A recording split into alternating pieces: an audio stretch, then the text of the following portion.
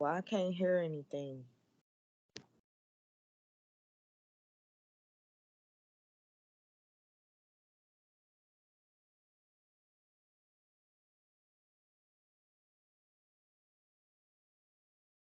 All right, maybe it was muted. Let's try it again. All right, now can you hear me now? Yes, thank you. Okay, let's start all over again then. Welcome to class. Today, again, we're going to go over the chapters 1 through 3 written test, homework, and labs. We're going to do that in just a moment. All right. We'll also discuss, originally I was going to give you a pretest. This test, I'm not going to say it's real simple, but the only way that I could give you a pretest would be basically to give you the test. So I'm going to walk through the steps and the stuff you're going to have to understand to take the test tomorrow. All right. If you basically follow along with me and even just watch, you should be totally prepared. All right. Typically, when I give this test, all right, the average grade on it is a 95 to 100 because people, it's just it just is common sense type of stuff. All right. So again, your chapters 1 through 3 written tests, labs, and homework, which we'll go over in a couple minutes, are due next Monday. There is no class next Monday due to the Labor Day holiday. In just a moment, but before we do, all right, right now at the end of this week, we've gone through chapters 1 through 3. Okay, that should make sense, and we'll have a test on them. Next week, we'll go through chapters 4 through 6. I don't plan on having a test next week. All right. And the reason I don't is we're missing a class day because we don't meet Monday. So probably the following Monday, you'll have a test on 4 through 6. Then I should probably guess we'll do 7 and 8, then 9 and 10.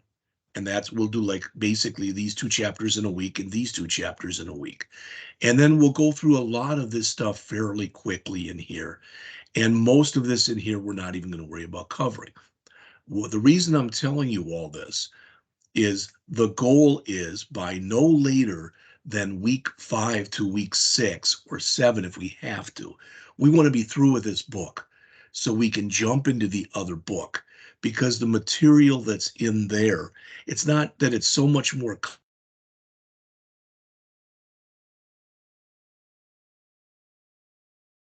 that part of the course. All right.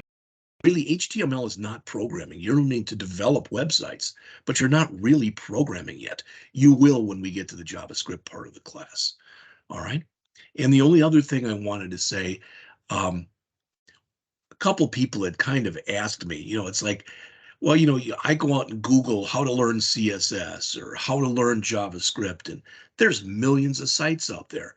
Well, I've already given you the w3schools.com and their tutorials, which I think is very good. All right. And I've already given you the dev.mozilla.org that has those references or those guides in there also, which I think are very good. All right. But I was looking the other day and I got an email from them. There is a company that's called Scrimba. And if you go out to scrimba.com, they literally give you a lot of courses. Now, some of them you pay for, but I wouldn't want you to pay for anything. Courses that are in here are free. And I got a thing about this. Notice enroll for free, learn HTML and CSS. I guess kind of the advantage to doing something like this, sort of like watching the videos in my class, you can do it when you feel like doing it. And there are some projects in here too. Notice build this, build this, build this, build this. So it's basically all building stuff. So that might help you. I don't know. And I will quickly, because I don't want to waste a lot of time here, just put up there, make that a little bigger.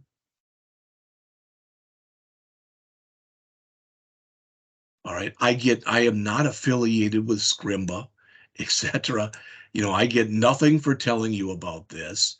But if you do want a little more, or you want to hear somebody else's take on it as opposed to mine, etc., that's just another thing you can look at. All right. Okay. So with that said, let's go in and take a look at the hands-on tests for chapter 1, chapter 2, and chapter 3.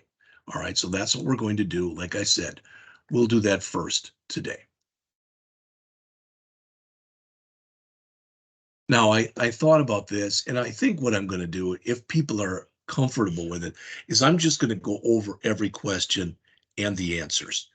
Now, if you want to shout something out and unmute yourself, you can, but sometimes people do that, and then if they're wrong, they feel really bad, etc. Also, when I grade these, because people always ask this, how do you grade these? Well, if you look on here, there are 22 questions. So there's a lot of ways I could grade them. So basically, I could make each question worth approximately 5 points. All right, that'd be 110 points, but you get the idea. But what I do is I look at it and I count up how many questions somebody got wrong.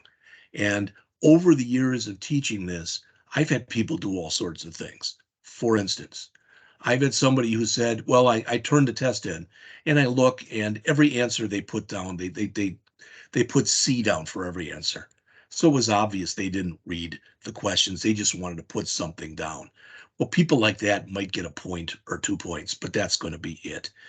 If you make an effort, and I mean a concerted effort on this, typically I give you a 7.5 out of 10 because that's a C. All right. If you do this and you get basically most of the questions right. So let's say out of 22, you got 17 or 18 right. All right. Let's say even 16 to somewhere in there. Then you'll get typically 8 or an 8.5. If you miss 2 or 3, you might get a 9.5. If you miss none of them, you'll get a 10. That's usually how I grade this. All right. Now, other than today, when we're going over chapter 1 and chapter 2 and chapter 3, you're expected to do these tests on your own. All right. So you will just be getting back a grade from me. Now, if it ever turns out that, let's say you get a 7, and the only way you get a 7 would be if you got maybe more than half of them wrong. But you're like, geez, how did I do so badly? I'll be glad to work with you and tell you what the answers are if you want. All right. So with that said, I'm just going to run through these. So number 1, a web browser. We looked at that one yesterday. The answer is D. It's a program that runs on the client computer. Your computer. You've got Chrome on there, you've got Edge on there, or something else. That's the browser. Number 2, the internet consists of B, many wide area networks, also known as WANs, that are connected to local area networks.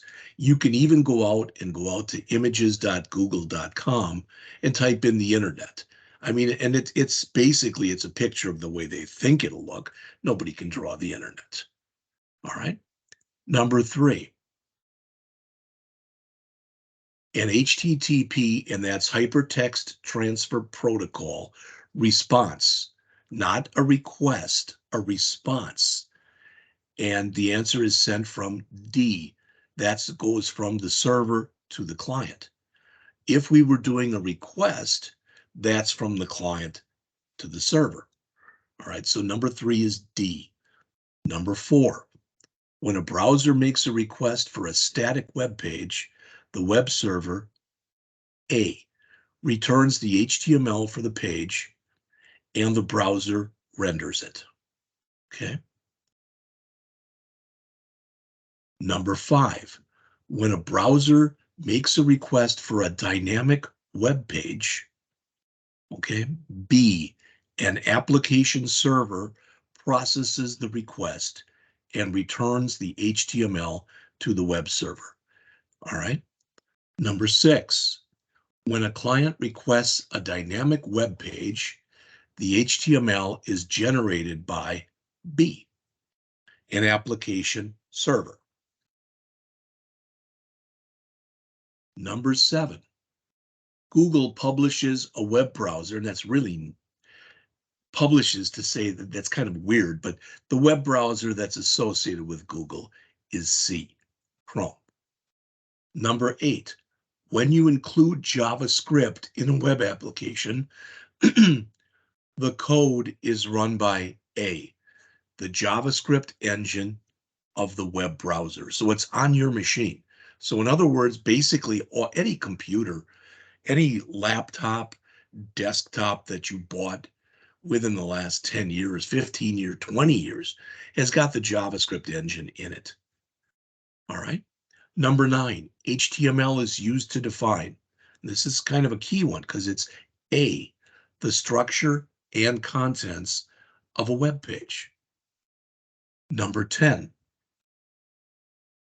CSS is used to C, format the HTML elements of a web page. Number 11, to format a web page, you use B, kind of just repeated what we just did in 10. Number 12, to deploy a website, you use FTP. All right, the file transfer protocol. And what you're doing there is you take your folder or folders with all of your HTML, excuse me, your CSS, excuse me, and your JavaScript in it, and you upload it to a server, and you use FTP, the file transfer protocol, in order to be able to do that. All right. Number 13, when you deploy a website, you upload its folders and files from C, your computer or network, to a web server on the internet. That's the only way, because until you do that, if all that information, if all the folders and files are just on your machine, you're the only one who can view it. All right. Number 14, which of the following is not a part of an HTTP URL? The answer is node. All right. We talked about the protocol already, HTTP, HTTPS, FTP, etc. All right, the path, basically the complete thing, and then the file name itself. Number 15, to load a web page into a web browser, you can A, type the URL of the web page into the browser's address bar. All right, pretty much what we did. I showed you yesterday when I went out to https://rankin.edu. Most of the time, also, if the URL begins with either HTTP or HTTPS, quite often at least, you can just leave that off and type in like rankin.edu. All right, number 16, to load a web page from an intranet into your web browser, you can B, use the open or open file command in the file menu. Now, there may come a time in here where if you've done these problems, you may not agree with one of the answers I'm giving you. That doesn't mean you necessarily have to change them. There are some questions that are in here that I will accept an answer other than the one I'm giving you if it's very close. All right. A friend of mine years ago, he was a teacher at another college with me. He security people, and he took the test himself to basically get this designation. And I said, how was it? He said, it was brutal. I said, why is that? He said, they literally gave you 8 hours. There were 300 questions, and every question was multiple choice, and it went from A to G. And it was like A, B, C, D, then all of the above, none of the above, just A and B, just A and C, etc. Those are kind of a pain in the butt. But sometimes when you answer a question, 2 answers literally are possible of the ones that are given. So I try to look at that when I grade these. Number 17, if you right-click on a web page and select View Page or View Page Source, you get A, the HTML for the page will be displayed. Number 18, which is not a guideline for usability. You may be surprised to know that it's C. Make the pages attractive and appealing. I showed you a couple pages on day 1 I showed you the w3schools.com homepage and the dev.mozilla.org homepage. They're not attractive or appealing at all, but they're highly functional. All right. Number 19, which of the following is not a guideline for user accessibility? All right. And the answer in this is actually D. Make sure that each page will run on all browsers. All right. Number 20, because all browsers don't adhere to the latest HTML and CSS standards, a web developer needs to be concerned with B. That's the cross-browser compatibility. And it used to be, I mean, when I taught probably 10 years ago, and you brought at that time, there wasn't even Chrome. All right. There was Internet Explorer, and there was the equivalent rather of Mozilla. All right. And they would oftentimes a page would look very, very different between the two browsers. Today that doesn't happen as much. All right. Number 20. Because all browsers don't adhere to HTML and CSS standards, a web developer needs to be concerned with, well, I guess that's the one we just did, B, cross-browser compatibility. Number 21, because applications like Google and Bing, they're applications, but they're also known as search engines. Because they rank the pages of a website, a web developer needs to be concerned with A, search engine optimization.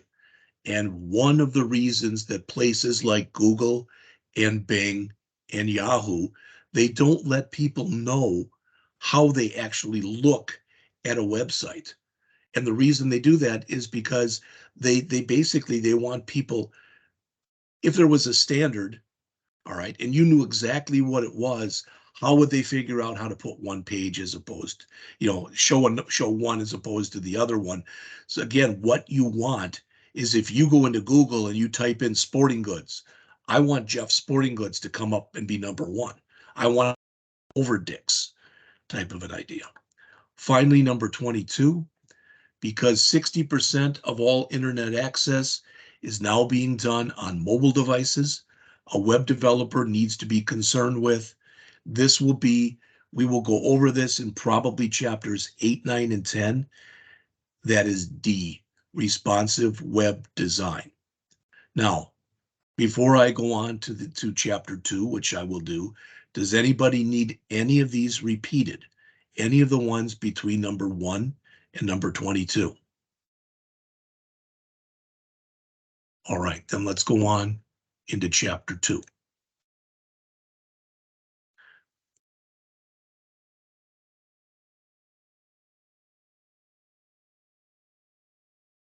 All right. My stuff set here. There we go.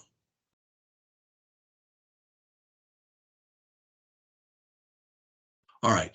Number 1, a valid HTML document requires B, a head element and a body element within that. All right. Notice that it doesn't say the doc type declaration.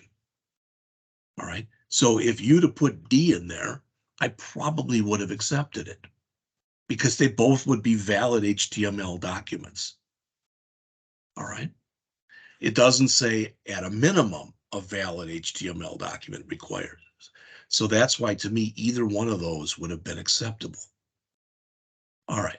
Number 2, which of the following is an ending tag for an H1 element?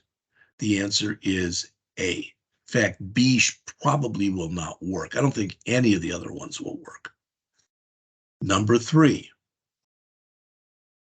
tag is this?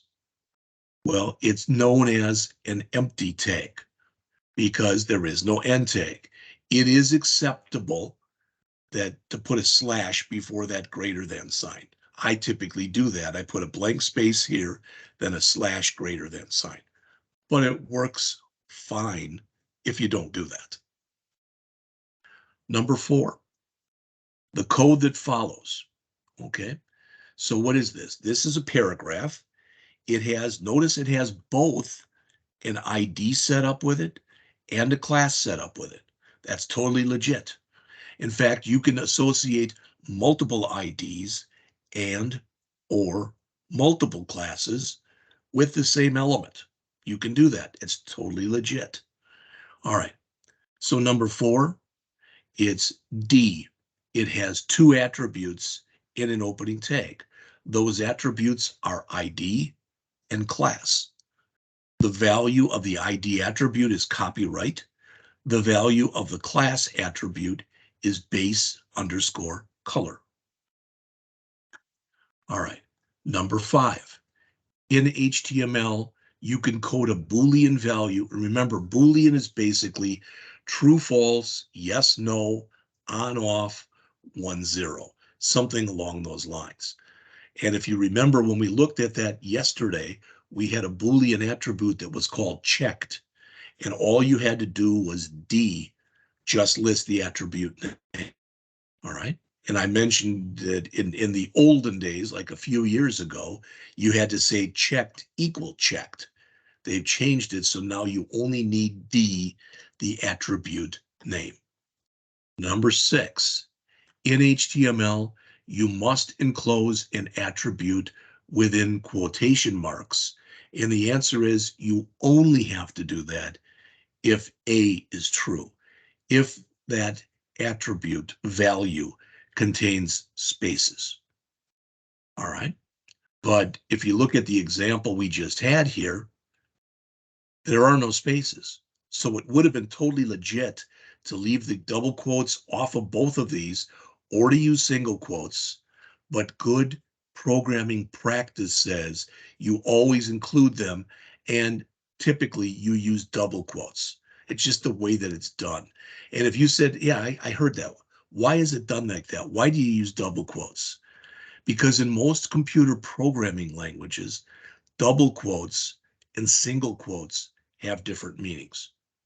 Now, I say that to you, but when we get into JavaScript in a few weeks, double quotes and single quotes have the same meaning. But those of you next semester then who will take the AWD1000 C# programming class, double quotes and single quotes will have a different meaning. So it just depends on the language that you're working with. But again, the answer for 6 is A. It contains 1 or more spaces. Number 7, in HTML, you must enclose an attribute within quotation marks. That's the one we just did. So let's, number 7, when you comment out a portion of HTML code, you disable it by using A. The less than sign followed by an exclamation point, dash, dash, and you end 2 dashes and a greater than sign. All right. This one is what you use for CSS. All right. But this is the only way to comment things. That's the only way for HTML to basically comment things. Number 8, you can use line returns, tabs, and spaces to align your HTML code. D, because white space is ignored by browsers. And I tried to show you that yesterday. All right, I put things on multiple lines in a paragraph, put tabs in there, hit the space bar a bunch of times. And again, by default, when we did that, all that white space was eaten up and replaced with a single space. And you learned also that if you want to put in multiple blank spaces, you can use one of the HTML character entities, the ampersand NBSP, which is non-breaking space. Or if you want to force blank lines, you can use the BR tag. All right, number 9. Within a CSS style rule, a declaration consists of D, a property, and a value. We did these kind of things yesterday. All right. For example, when you go in there, we used background color, and then we said green or something like that. So the property would be background color. The value would be green. Number 10, 3 of the common CSS selectors, select A, by element type, by ID attribute, and by class attribute. Those are the ones you're going to use often. All right. I'm not going to say all the time, but quite often. All right. Number 11.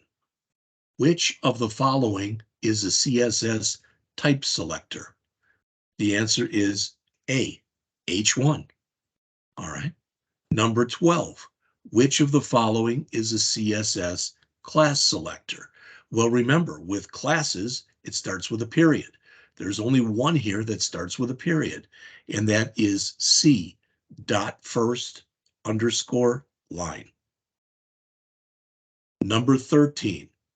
When you use a text editor to start a new HTML file from an old file, you B, open the old file, save it with a new name, and then add your code to it.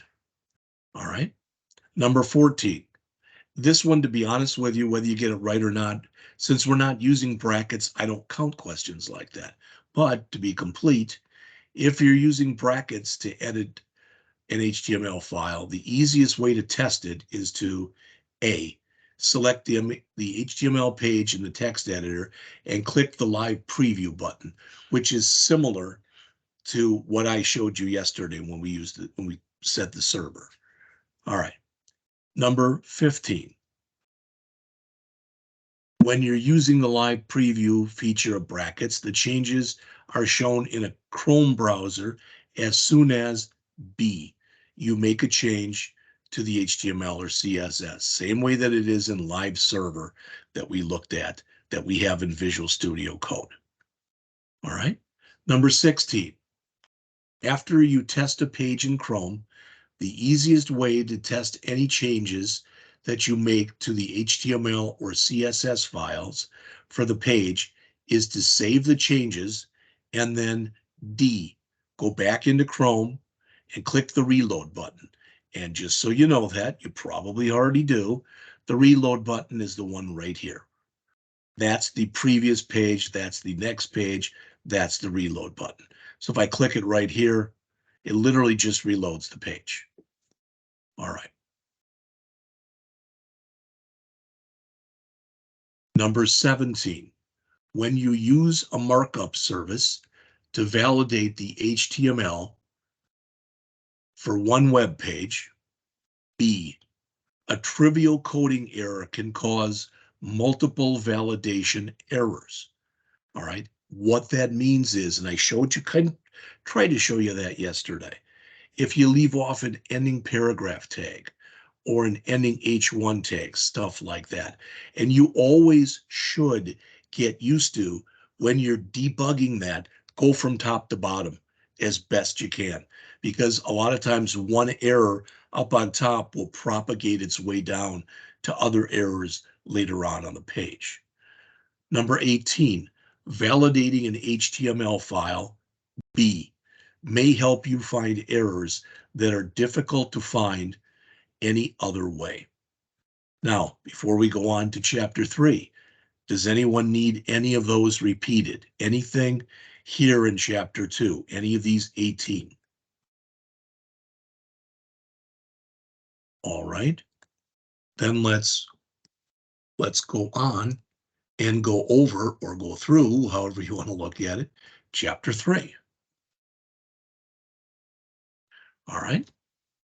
So, number 1, the title element in the head section of an HTML document specifies the text C that is displayed in the browser's tab for the page. You saw that yesterday. Okay. Number 2, for SEO. And SEO is just one of those acronyms you should get used to. Search engine optimization. For SEO, the title element in the head section of an HTML document, A, should include 1 or 2 focus words for ranking the page. All right.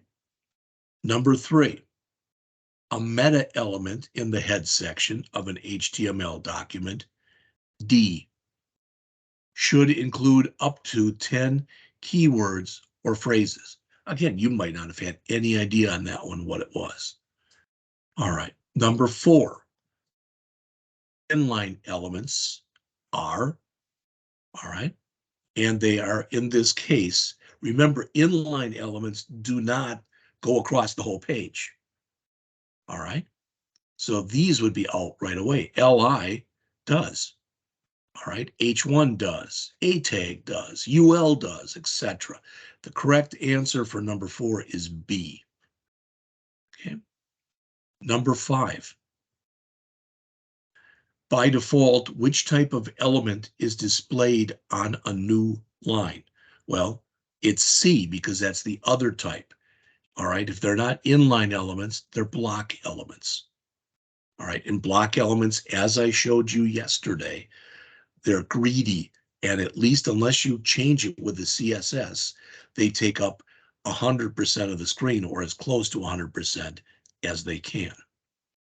Number 6, when the code that follows is loaded into the browser, A, it displays about this book in the default H2 format.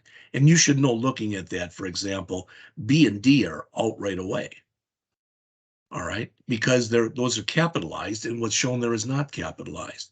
C is out right away because it says paragraph format.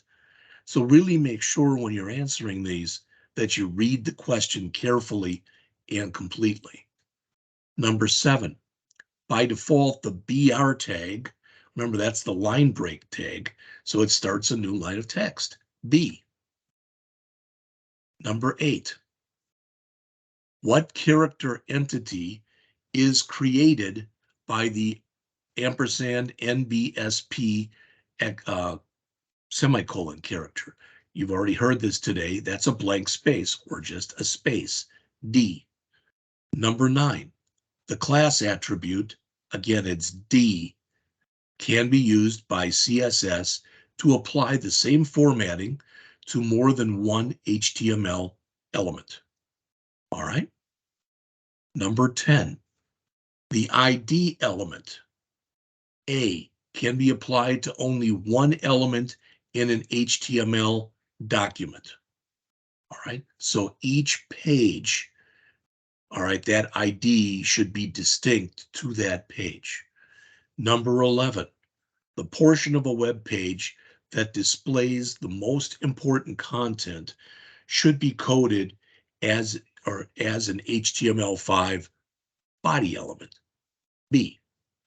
All right, that's the stuff that shows on the page. Okay. Number 12, the div element should only be used, A, when the semantic elements do not apply.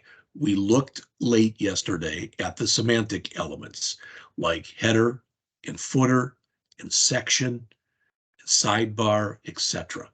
And I showed you that picture yesterday from W3 Schools, and there's an excellent explanation right after that picture.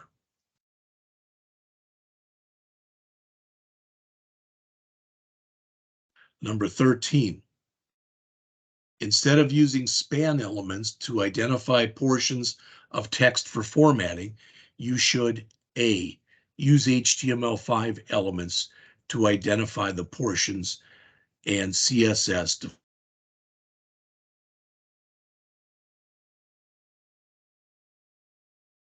14. Reference for a link or an image element is B, relative to the folder of the current document. Number 15, the A element that follows, so the one here, what is that going to do? Well, A is anchor, href is hypertext reference, so it means it will open up a file called update.html, and the underlined hyperlink will have the word update in it. So it A displays update as a link. Number 16, the image element that follows. Well, notice what we're doing there. We're saying inside of a paragraph, we want to put an image in. All right. that image, what the dot dot means is go up one level higher than where we currently are and find a folder called images. In that folder, the source is in there and it's called logo.gif. If for some reason it doesn't exist or we misspelled it or whatever, then you will show Muroc logo. You will also show Muroc logo to anyone who has a browser for the blind, as an example. So number 16 is C. It displays Muroc logo if the image cannot be found. Number 17. The A or anchor element that follows goes to a page. All right. And the answer is B. It's in a folder subordinate to the current page. What does that mean? This means what we're doing here is we're saying wherever we are on the website, go to a folder named books from wherever we are and find a file named javascript.html. All right. And what will be underlined is JavaScript and DOM scripting. Number 18. In HTML, a numbered list, numbered, is coded with B, an OL or ordered list element that contains LI. All right. Number 19. The image element that follows gets the images file from the images folder, which is, okay, technically, it's at a level above the current folder. It would be A. All right. Now, when I looked at the author's key for this, it said C. It's at the same level. Dot dot means go up a level. So when I take these tests myself, I put A down, and I would not mark that wrong. All right. Usually when there's a discrepancy between what the author says and when I do these myself, I'll say, hey, if you've got either answer, it's okay. All right. Number 20 says, which of the following should you do to provide accessibility to image elements with useful content? And again, we've talked about this several times now. The answer is B, code an alt attribute that describes the image. Again, one of those reasons is for accessibility. All right, what you're going to find then is quite often in here, and this is the first time we've seen this, you're going to get a whole code snippet, and then you'll be asked questions regarding that code snippet. So this is hard to tell that is from what's in here, but this is a navigation section, and it's an unordered list. And until we learn a little bit more about formatting, it'll literally just have like October, Jeffrey Toobin, and November, etc., and they'll be right after one another. So it won't look very nice. All right. But it says here, when this code is rendered in the browser, what is the first link that will be displayed? All right. The actual link is what's inside of the A tag. So it's Jeffrey Toobin. All right. B, October is not part, it's part of the list element, but it is not part of the link itself. It will not be underlined. What will be underlined then will be Jeffrey Toobin. All right. Number 22. Again, read that question. It doesn't read right. I think it should be, what does the nav element do? But it's C. It shows the contents that are used for navigation. All right. Right there. Finally, number 23, when the list is displayed in a browser, the list items, B, will be preceded by bullets. The reason for that is, unless you turn them off using CSS, unordered lists always have, it's actually called a disk. And that means that it's a circle that is filled in. You can set it up also to be a square, which is a square that's filled in, or you can set it up as a circle, which is a circle that is not filled in. Or For example, let's say that I wanted each one of these to have literally a star next in front of them. You can do that too. You can bring in your own image and put that in there if you want to. So we'll look at all that stuff as we get going in here. All right, so with that said, does anyone have any questions on either anything in chapter 1 or in chapter 2 or in chapter 3? Can you repeat the answer for 21, please? Sure. All right. 21 was, when this code is rendered in the browser, what is the first link that will be displayed? And the answer was B, Jeffrey Toobin. All right. Anyone else? All right. Then let's stop this and let's take a look at, and I'll tell you what we're going to do is I'm going to very quickly go over this for the Halloween case study. Then we're going to go over this for the shape up case study. Then we'll take a break and we'll come back and we'll do both of them. All right, so let's take a look at this. As it says, the case study is a series of exercises, and what it'll do is it'll progress as we go on. And it will basically, for lack of better words, the hallmark of each exercise for each chapter will go through and at least try to show you the key points that are in that chapter by having you put those into a website. All right. So as it says, unlike the exercises in the book, these don't give you step-by-step instructions. Rather, you get descriptions kind of what you should do. All right. Now that might make it a little harder, but what's going to happen at times, if you are an actual web developer or designer, you might be literally given a picture from somebody and they say, this is what we want our website to look like. All right, that kind of stuff happens a lot more than you'd probably think. Or you'll get a situation, and I've run into this before, where you go to somebody and you say, what do you want? And they can do a much better job of telling you what they don't want. So sometimes what happens is they'll give you some very, very general or generic requirements, and you'll go out and you'll do it. And you'll bring back a first iteration, and they'll just hate it. But that's good because you've made progress by figuring out what someone doesn't want. What you have to make sure when you do this, all right, is there's something that's actually called analysis paralysis. And what it means is somebody gives you some requirements of what you're supposed to do. You do everything. You show it to them and they go, that's good, but we forgot. We also want you to do this. You do that, you bring it back and they go, that's really good, but we also want you to do this. And it never ends.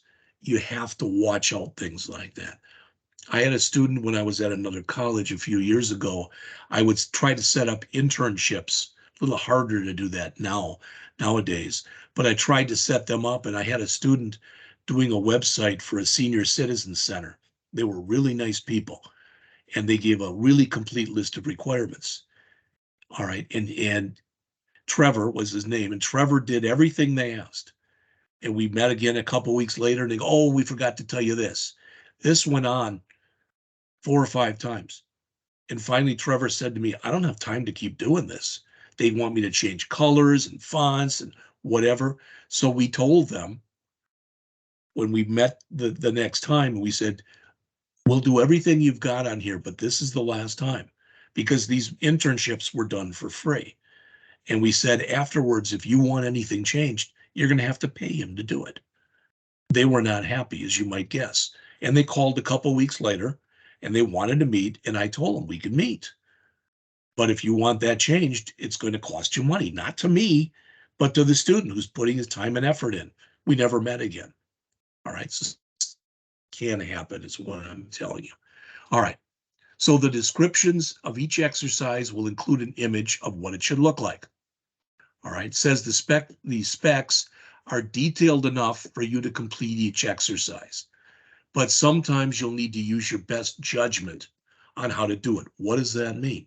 That means that often there may be more than one way of doing this. All right.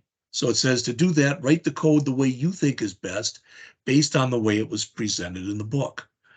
Before doing the first exercise, it says your instructor will give you the starting files. You've been provided with those already. And if you say, no, I don't have those, then I'll show you where they are after the break. All right. These files are stored in a folder named Halloween Exercises and include starting HTML and CSS files for the homepage, along with all supporting files. So any image files you need later on, we will have other types of files, not just images, but sound files, etc. We will get in and look a little bit at JavaScript in here. So as it says, the exercises will instruct you on how to use each of these files. Now, I'm not going to read this one because it basically says the same thing. But in one case, we are going to be working with the Halloween Superstore. And in the other case, we're going to be working with ShapeUp. And I don't even remember which one I said we're going to do together and which one we'll do as a class and which one I'll assign. Let's just do this one. Let's do the Halloween Superstore, and we'll do that one together for this chapter, for chapter 3 only. We will do both. So as it says in this exercise, you'll code the HTML for the homepage. When you're done, it should look like this. Now, when you look at this, all right, hopefully at least you notice, all right, some of this stuff in here is bolded, which means we either have to add a strong tag or it's going to be an H1 or an H2 or an H3 through H6. All right, looking at this, those look like paragraphs. Looking at this looks like an unordered list. This looks like another paragraph. And over here, that's a character entity. All right. That's got, we'll change it from 2018 Ben Murock. Why don't we put in here 2023? And you can put your own name in there. All right. So the instructions for these are going to be just about the same. Create the home page from the index file that you have. As it says, it includes just the basic elements. Then we want to add the HTML semantics, all right, to structure the page. So as it says, so that it includes a header, main content, and the footer. All right, we'll do all that. Next, add an image, which we're given. All right, that's the pumpkin there. There'll be more images as we work along in here. And 2 levels of headings to the header. What does that mean? That means looking at this might be, I don't know, that's probably an H1. That might be an H2, and that might be an H3. Again, we're eyeballing this stuff. So where I say it's an H2 and an H3, you might say, no, it's an H3 and an H4. That doesn't mean I'm right and you're wrong or vice versa. It's the way that we're looking at this. All right. It says you'll find the text for the header as well as the other areas of the page in the index.txt file in the folder. All right. Add 3 levels of headings in the required text for the main content. Bold the last sentence of the guarantee. So that's here. Make sure that's bolded. All right. Code the product categories as an unordered list. Name the pages. These are going to go to eventually to other pages that we'll bring in later. So this is going to go to a page called props.html. This will go to a page called costumes.html. This will go to a page that's just called special.html. This will go to a page called masks.html. It says assume these pages will be stored in the products folder. We'll do all that just a bit. Finally, add the required text to the footer right there. All right, using a character entity, and like I said, we'll change that to the current year and our name. And if quickly, because I want to give you a break in just a second.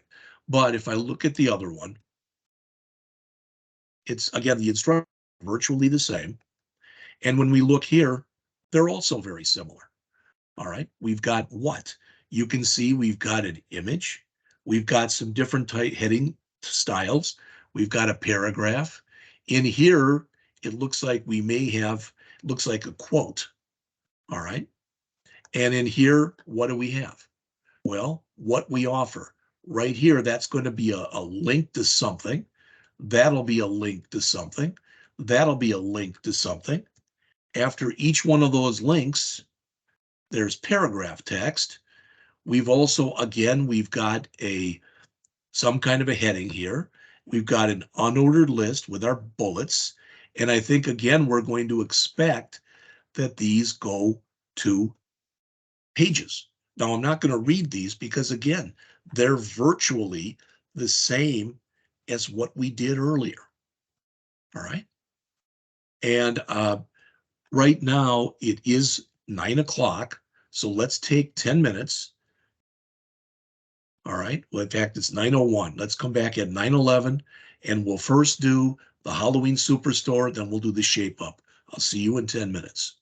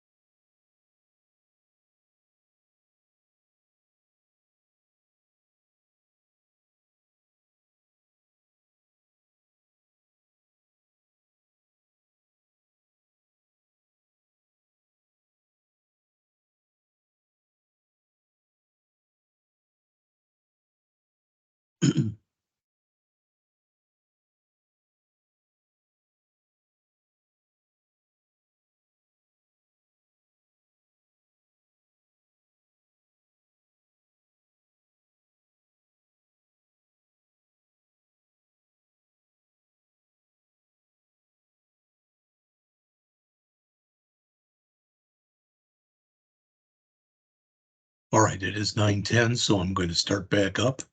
Now, before the semester started, you all got a GitHub repository that unfortunately, when I sent it to you, it was accidentally named wrong, but I've since changed it. But it was called this. It was under my GitHub account, JP Scott Rankin, and it was called AWD 1100 Fall 2023 students. I have since changed it, so it's got the 0 in there. But if you go out to there, if you put that URL, and if you don't have this information, if you put that into your browser's address bar and you hit enter, you'll get this. All right. And what you want to do then is you want to click code and you want to go down to download zip, and that'll download everything that's in there into a zip file, which you'll have to unzip. Now, what I recommend, and I went over this with you the other day, but what I'm going to recommend is that rather than putting everything that you have into the same repo, that you split it up into 4 different repositories. And I'm going to show you all of this stuff later. But for now, we're going to be going over, what is this? The Halloween Superstore is the homework one. All right. So I've got one that's called AWD Fall 2023 Jeff Scott HOTS, one that's called AWD1000 Fall 2023 Jeff Scott Written Tests, one that's called AWD Fall 2023 Jeff Scott Labs, and one that's called AWD 2023 Fall 2023 Jeff Scott Homework. So that's got all my stuff in it. And I'm starting with the homework one, and everything's in here. All right. And we're going to have stuff that we do in every chapter. This is what I'm showing you right now is the way I recommend you do this. Whether you do it like the way I'm going to show you or you don't do it that way is not my call. It's your call. But I'm going to take everything that's in here now. I'm going to make a new folder. And there is nothing in chapter 1. There is nothing in chapter 2. So I'm going to make a new folder right here that I'm going to call chapter 03, right there. All right, you notice it goes right up on the top. Then I'm going to highlight everything. So I'm holding down with my left mouse button and I'm grabbing everything except that chapter 3 that I just did. And then I'm going to right mouse click and put it over here. Pardon? I'm sorry to interrupt you. Um, I'm right clicking, but it's not letting me create a folder. You should be able to. I don't know why you couldn't. Again, when I right click here, this is what comes up, and you want to choose new and you want to choose folder. I don't have new.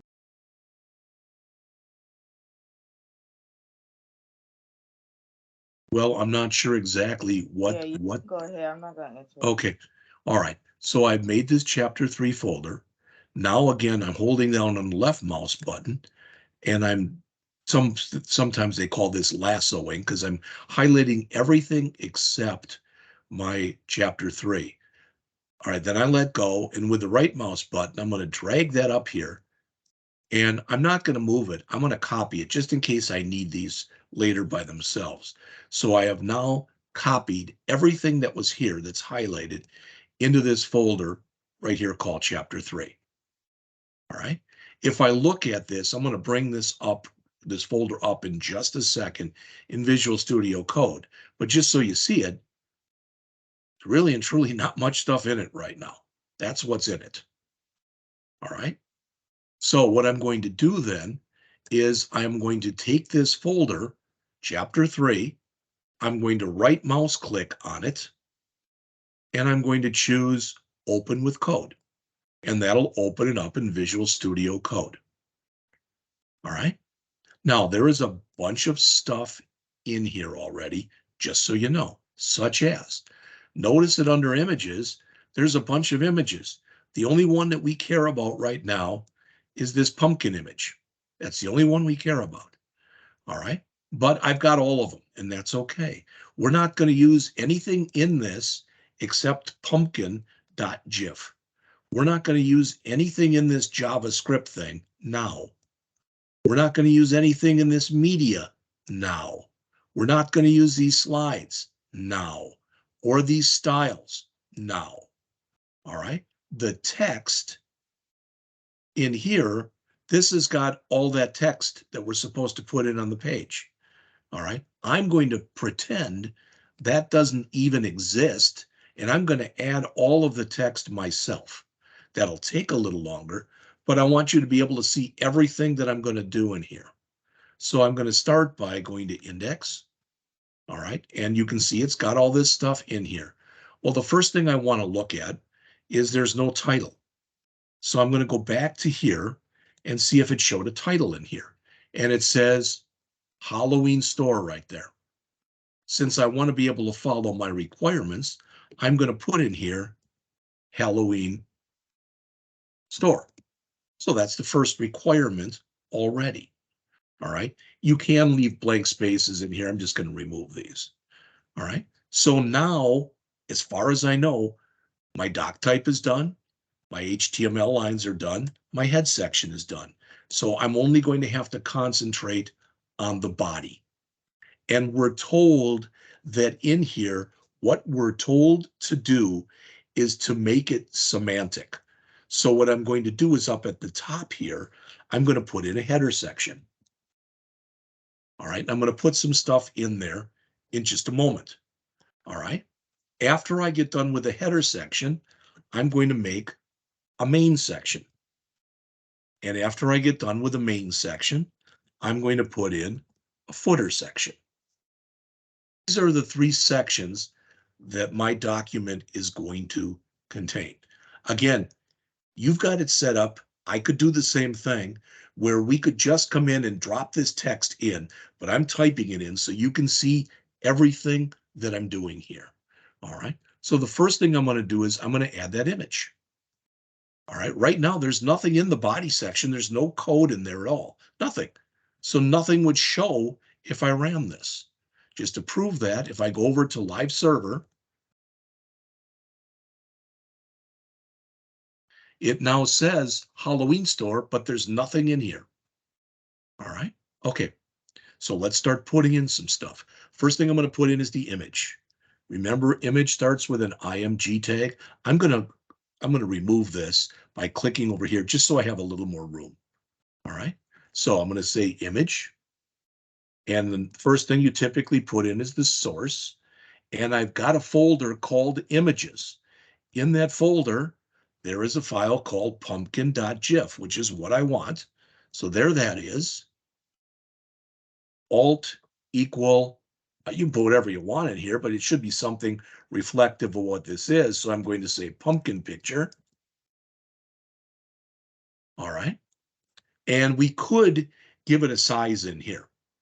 All right. So I can give it a width and a height or whatever. I'll give it a width. You typically wouldn't do that in here, but we'll figure out a better way of doing this once we get in and go over chapters 4, 5, and 6, and once we've spent more time on CSS. So for now, I'll say width equal 85.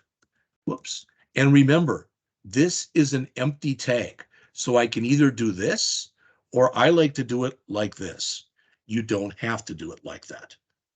All right. So what have I done so far? Well, I'm going to save this. And I'm going to go back into, and there I am in live server, and there's my picture. So I've got my pumpkin. All right. Not great, but I've got a start. All right. Now I'm going to come in here and I'm going to put in an H2 tag that says the Halloween store. And underneath that, I'm going to put in an H3 tag that says for the little goblin in all of us. All right. And again, save often. So file, save. Let's go back and look so you can see what I have now. All right. Now, are we always going to set this kind of thing up so that in the header, you've got this stuff? The answer is no. This probably is going to be our logo. Quite often, the logo will be in a header, but eventually, we'll probably push this stuff out of our header and we'll replace it with a navigation section. So we're able to go from page to page. We're not there yet. All right, but we will get there. All right, so next let's start creating, unless anyone has any questions. All right, I'm going to move that up a little bit and let's start creating the main section. All right, so the first thing is this looked like the biggest heading. So I'm going to make that an H1 that says, welcome to my site. Please come in and stay a while.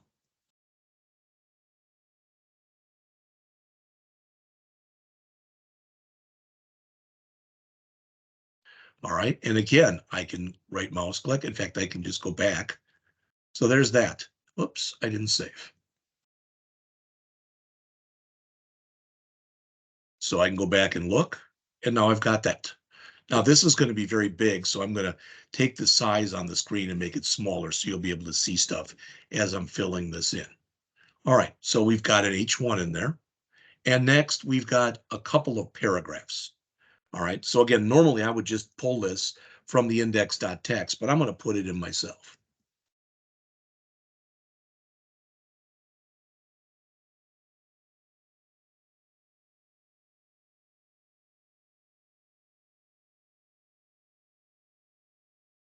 Now, if I keep typing, it'll work, but it'll be off the screen and you won't be able to see it. So remember that I can come over here and was it under view, I can go to word wrap and I can let it wrap. Makes it a little easier for you to see. Okay.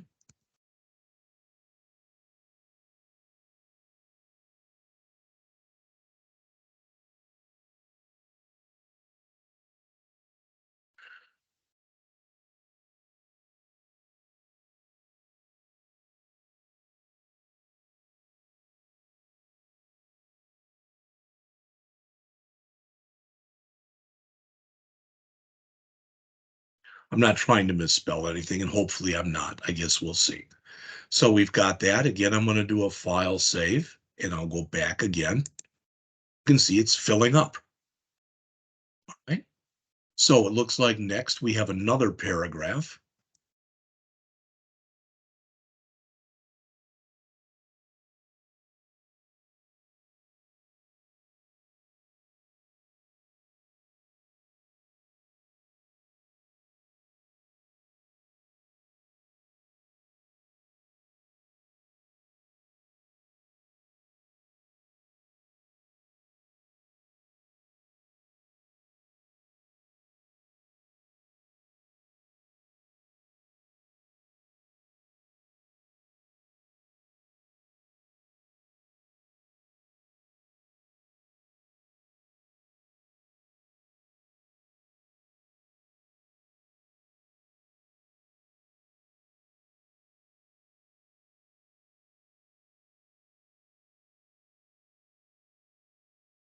Now, looking at this, one thing I'd like you to realize, it says clicking on the personal link.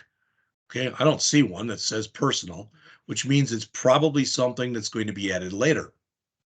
And it says you can browse my favorite pictures. No, we don't have that. Stories and films. So this is all stuff that will be added later on in here. All right, and if I go in and do a file save and look at it again, so this is what I have. Now, notice it's all going across the screen. If I make this, that's right there, that is 100%, but I think that's very hard for you to see. So I'm blowing it up quite a bit, so I think you can see it a little bit easier. All right. Okay, so we've got our two paragraphs. So when we look at what is in here, we've done this and this and this and this and these two paragraphs. All right, so we're about half done. We got to do the product categories. the guarantee, and then the footer. So let's go and do those right now.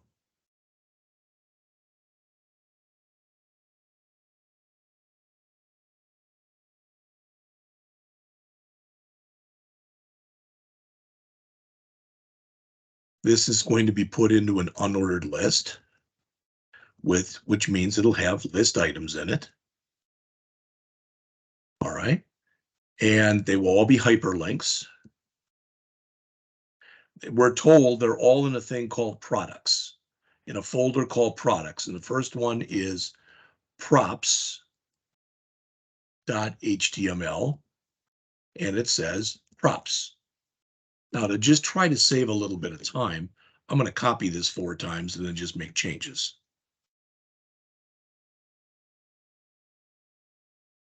All right, so the first one is props, and the second one is costumes.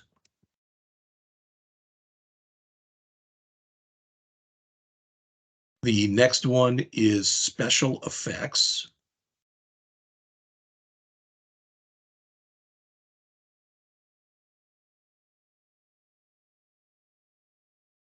And the last one is masks.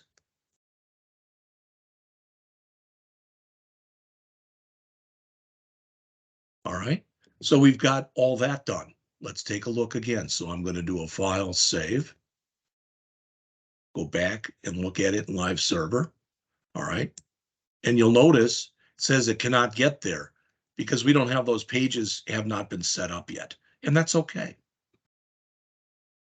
All right, so as far as I can tell, at least it's looking the way we want it to look. What we have to do then is put in our guarantee and then add the footer, and we're done with this exercise then.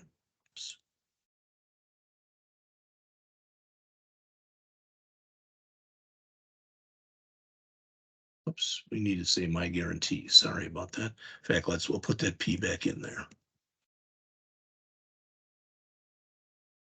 Let me put up above that.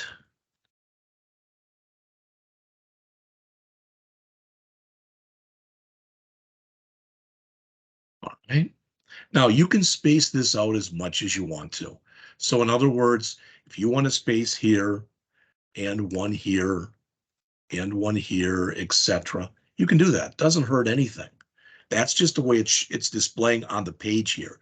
That will not add anything on the actual site itself.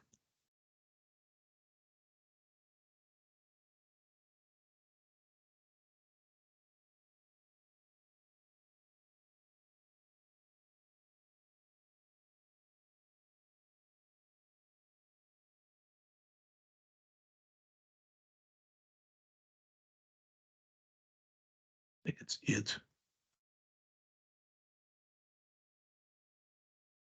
Then we are told that no question asked should be bolded. So we want that in strong tags. All right, so that's the guarantee. So let's see what that looks like. There it is down there, and you can see the no questions asked is bolded. All right, so the only thing left is to add the footer, which is down here, which is pretty simple.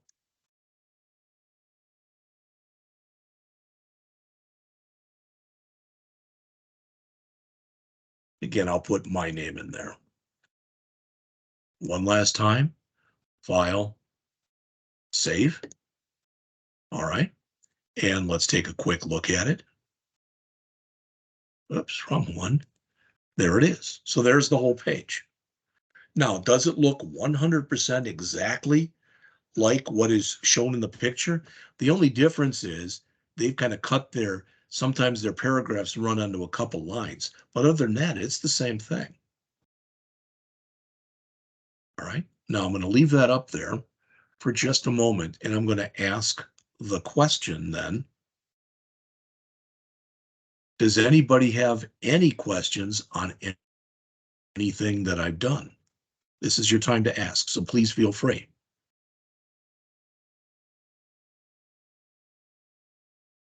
So there's the first part through the header. And then if I make it, can I make it a little smaller? I don't even know. Not really. There's our main. Down on the bottom, the end of our main, and our footer. So it's about 40 lines. And again, I typed it all in, but you've got this text where you don't have to type in really anything. You're just going to plop that stuff in there. All right. So this is what I'm going to do. Okay. Now, this is just to show you. I'm going to go in here and I'm going to grab my index.html file and I'm going to copy it out here. You don't have to do this, but I'm going to copy it here. Okay. Now I'm going to go back into the program. Where am I here? Am I in the right place? Halloween exercises, chapter 3. Okay. Move that there. And I'm going to just grab this index.html and I'm going to copy it out. So I've got a copy of it if I need it. So I'm going to copy it here. Then I'm going to come back in. It may sound silly, but I'm going to remove everything that I just put in. There's a reason I'm doing this, so bear with me for a second if you would. And I don't push the wrong button. All right, so I'm going to come back into here and I'm going to remove all this stuff. So I'm going to leave this, remove this. And I'll tell you what I'll leave in here is I'll leave in an empty header and empty main and an empty footer. All right, so I've cut it down. So all that's in there now is this, and I'm going to save it. So file, save. The reason that I'm doing this right now, just so you see, is now I'm going to pretend I'm one of you. I'm a student now. I've gone in and as Mr. Scott suggested, I made a folder called AWD Fall 2023 with my name on it, homework. Okay, so I've done all that stuff that he's asked me to do. Okay, so what I'm going to do is I'm going to grab that thing in here that says AWD Fall 2023 Jeff Scott homework. I'm grabbing that. That's the name of it. Okay, so this is everything that I have in here right now in my homework. Later in here, I'll have homework for JavaScript. So I'm coming out, okay, in my homework right here. The first thing that I'm going to do is I'm going to right mouse click and choose Git Bash here. Okay. You already should be hopefully getting familiar with what this did or what it does. All right. But what I want to do in here is I want to say, I don't have any Git folder in here. So if I say Git init and I hit enter, I should have a folder that looks almost transparent called .git. And there it is. Now I want to be able to take everything I've done so far and add it to that folder. So I'm going to say git add dot and hit enter. Now, when it does this, because this confuses people at times, you get all these weird messages.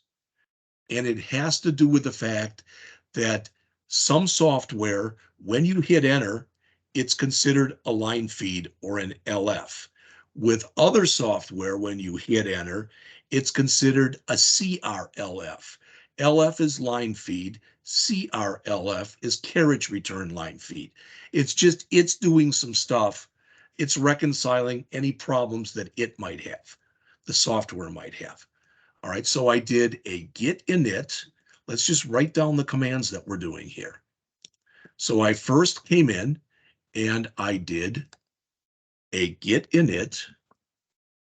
Then I did a git add dot.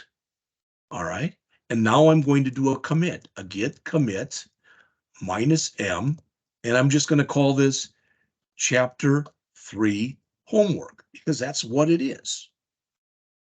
All right. Then there's going to be something else I have to do, but let's worry about that in a second. So I'm going to grab this, come down here, paste that in. So git commit -m chapter 3 homework, hit enter. All right. And it's showing me all the stuff it's going to add. and that's fine. Now, I'm not ready to do anything yet because I first have to go back. Remember, I have to go back into GitHub and make a repository with that name. So let's do that next. So I'm going to go into GitHub here. All right.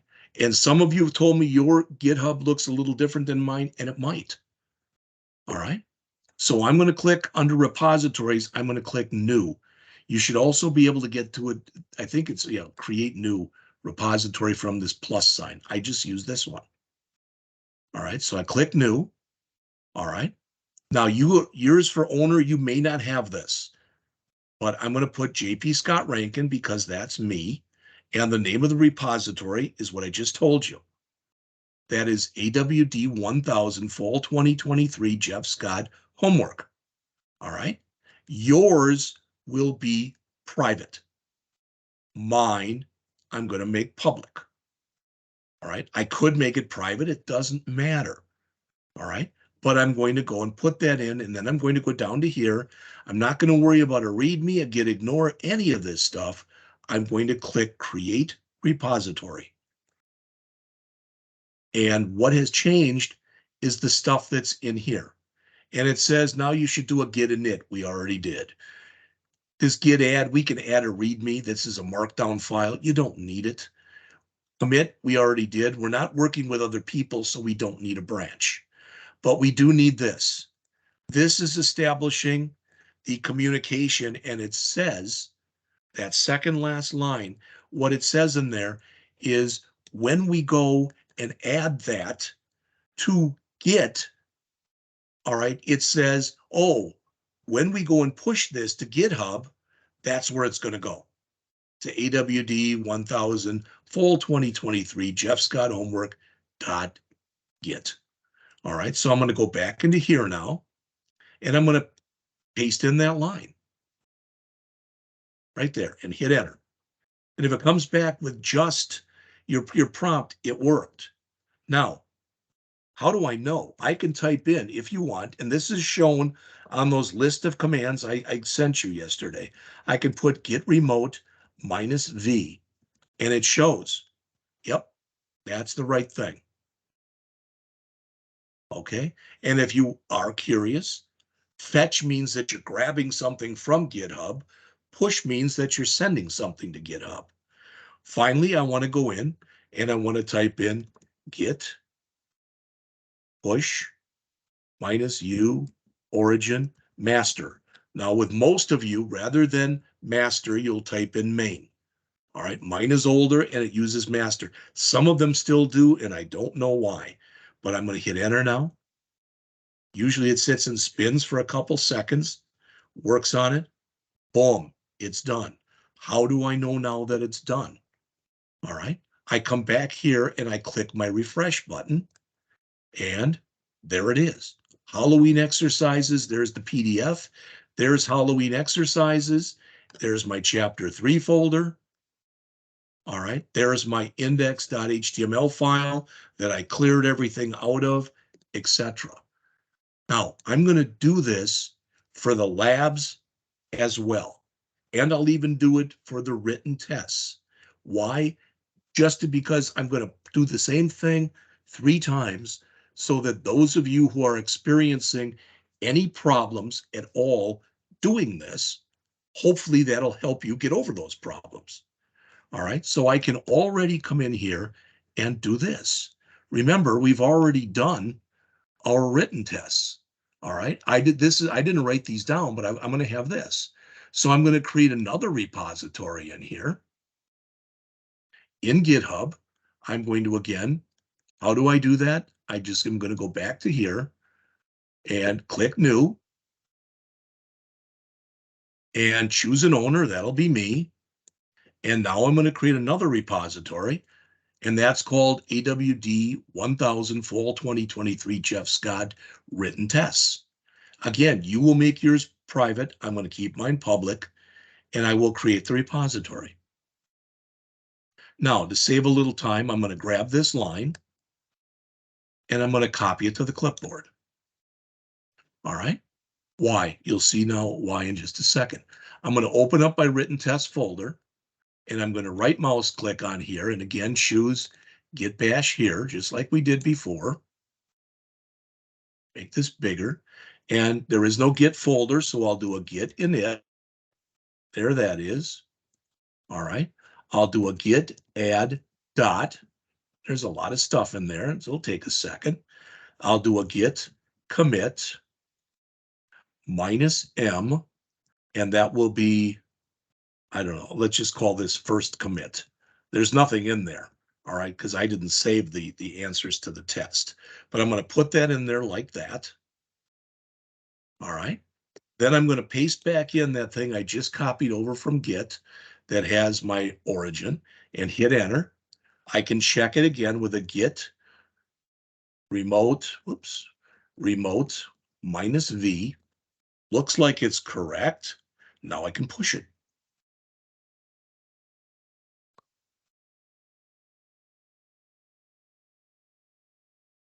Again, this may take a couple seconds longer, not really.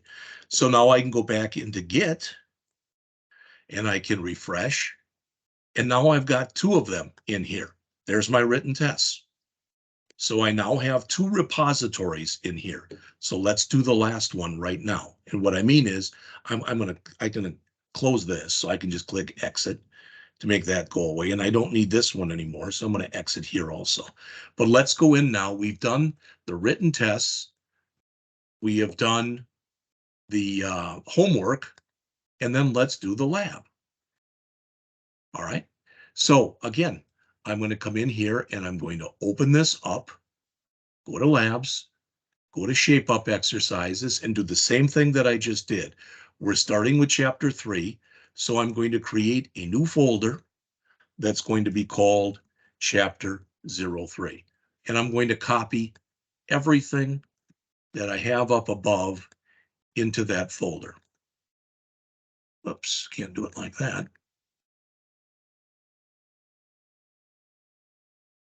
Copy.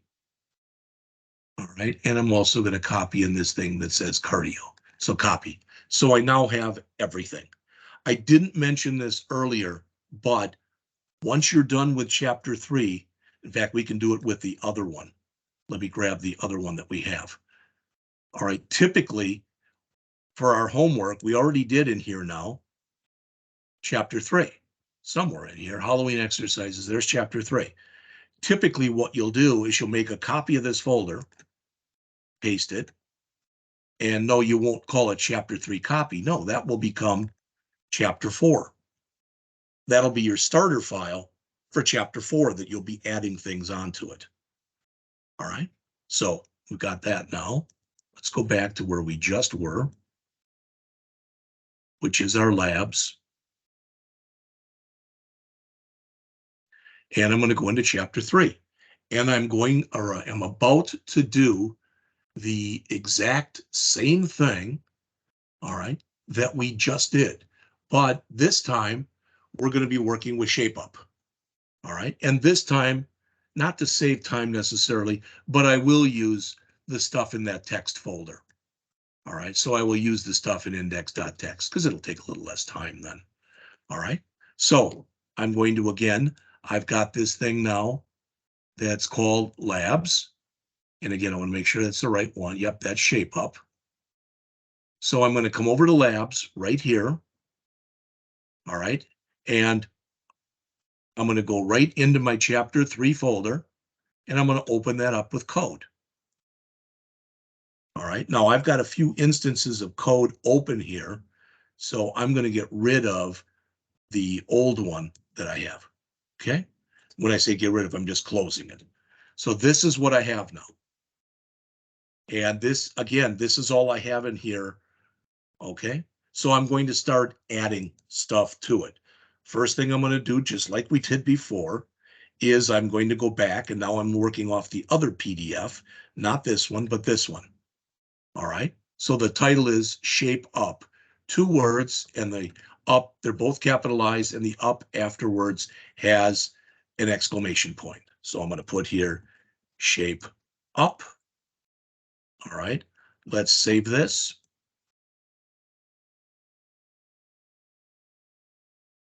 And let's immediately bring it up with live server. And this was all the old stuff, but now it's shape up. All right, there's a start. Not a lot, but there's a start. All right. Now, one of the things I think that we're told to do in here is to work with an icon, a favicon, and there is one in here. It's favicon.io. See that? It's this little heart. So we want that heart to show in here like this. All right, and right now we don't have that. So I'm going to show you right now how you can do that. All right, so in my head section here, we only have right in here right now a meta tag that says we're using Unicode, our title that we just put in, but we're going to put a link in here right now.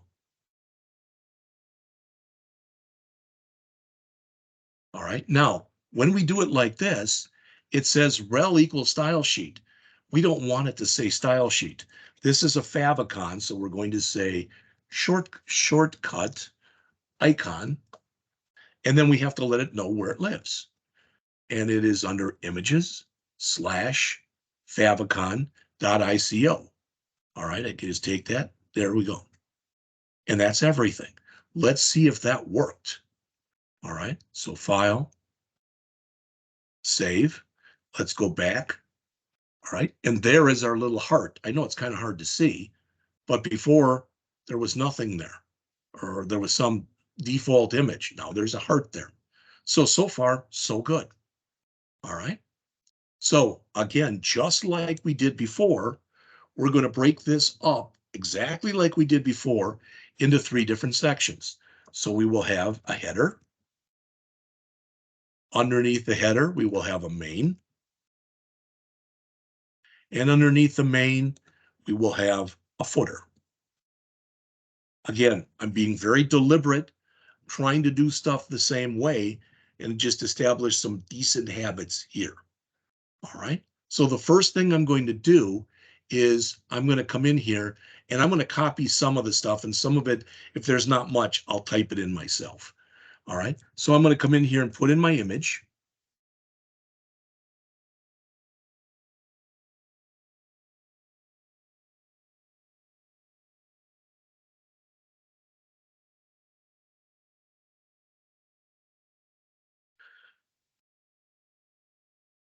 Okay, I want the shape up logo, and the alternative text will be equal to shape up logo.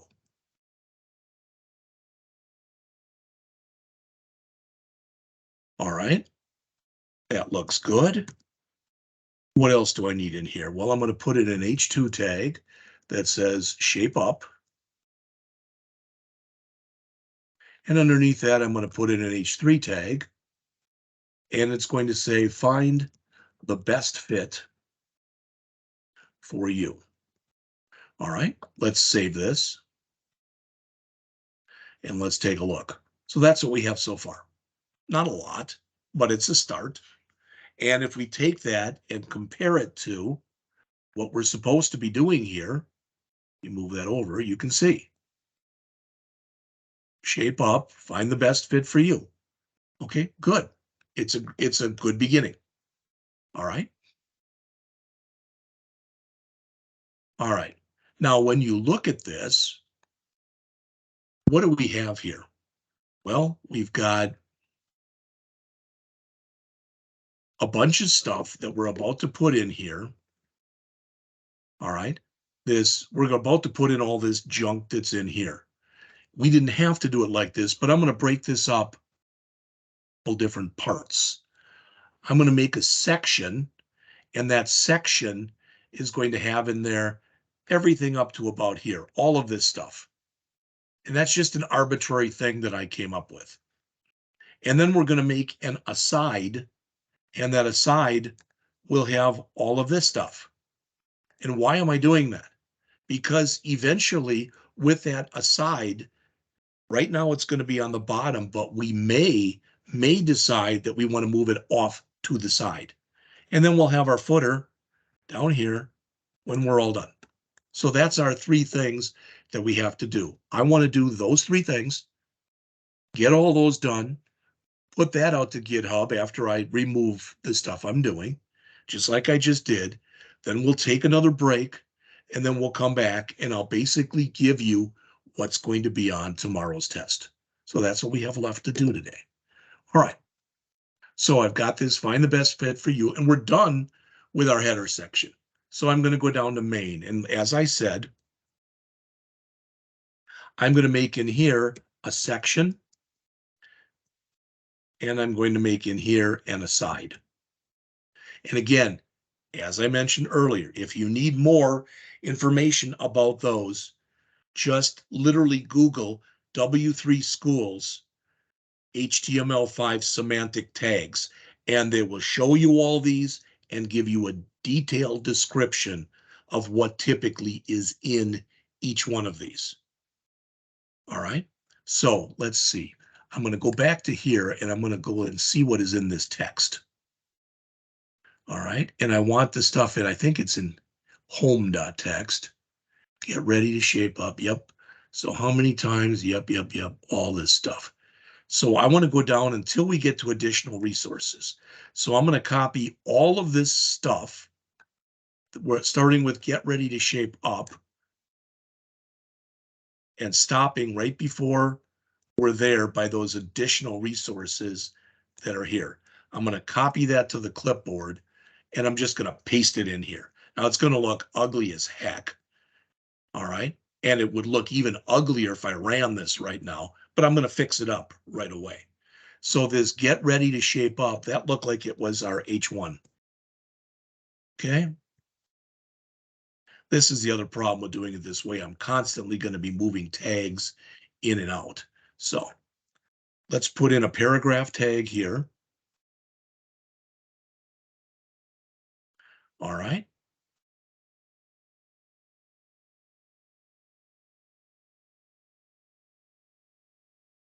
I'm going to again close this so I've got a little more room to work with.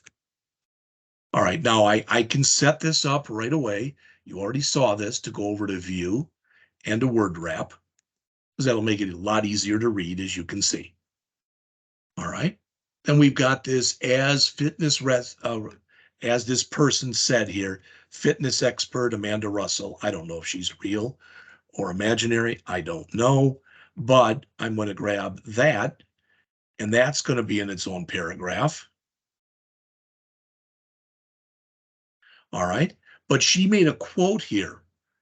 So I'm going to put this quote in what's called a block quote.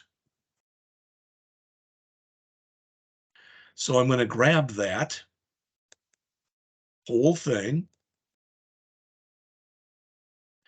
and put it in here. All right. And right now I've got to fix all this stuff so it'll look a little funky, but let's save it. And with the stuff we have done, let's see what it looks like. All right. So we've got that, and there's the quote. So it's getting there. It's got some form or whatever, some substance to it. All right. And we'll just keep working on it then. So we put in our block quote, then this what we offer, I'm going to make that an H2.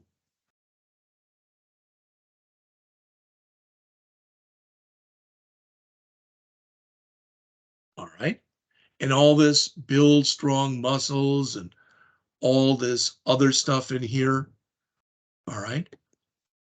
Well, it looked to me, and you can, there's different ways that you might want to do this stuff.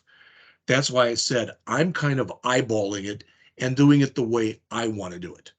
You may not agree with the way I'm doing it, as long as yours basically has the same substance and pretty much looks the same. That's really all I can ask for, to be honest with you. All right, so I'm going to come in here and make an H3 tag. And inside of this H3 tag,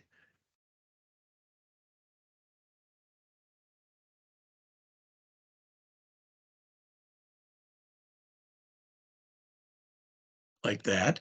Now I'm going to grab that, build strong muscles. Screw that up.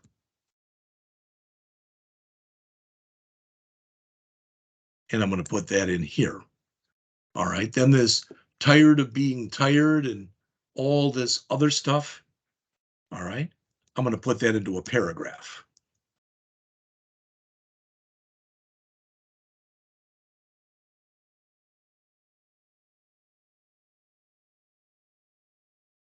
So it looks like that. Then I'm going to do the same. Oh, the next thing to put in here after build strong muscles is to get your heart up. All right. So again, you don't have to do it this way, but I'm going to copy this just so I've got to start. All right. And this will be strength, but this is not that. It will, for the get your heart up, will be cardio.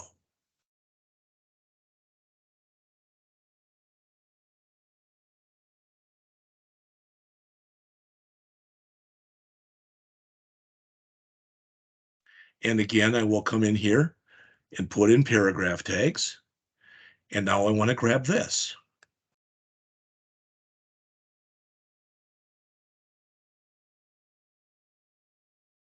All right, so those two done. This again. All right, now this won't be cardio, this will be stress. And we want that relax.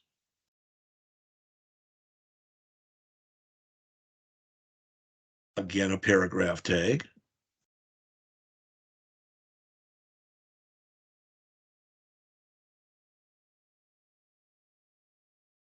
All right, copy it one more time. All right, that eat what's right for you, that's diet.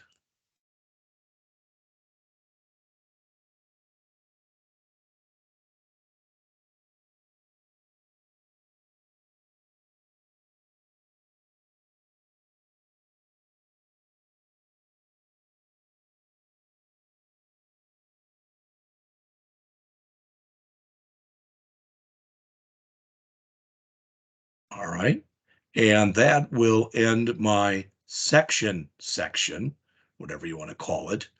All right, I'm a little quirky about this, so I like stuff to line up.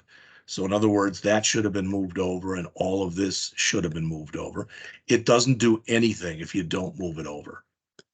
All right, I just like it from my own. I like to be able to look at it, give it a eye test to make sure everything's looking lined up, etc., the way that I want it to be looking and set up. All right, so I'm through my aside. Let's save it again. And let's take a look. So now I've got this. All right. So the only thing that's left now is this aside that's got these additional resources in it. All right. And then our footer, which will just literally take a matter of seconds to do. All right. So in this aside, which is next, this is going to be in, I'm going to first say H2 additional resources, because that's what it says. I could have copied it in as well. This will be in an unordered list, so it'll be filled up with list items. All right. And with each one of those list items, let's see what we have in here. They didn't give us, of course. Looks like they didn't give us the URLs. And it may be in another file. I don't care. I'll just manually put them in. There are 5 of them. All right. So I'm just going to grab this and put that in 5 times.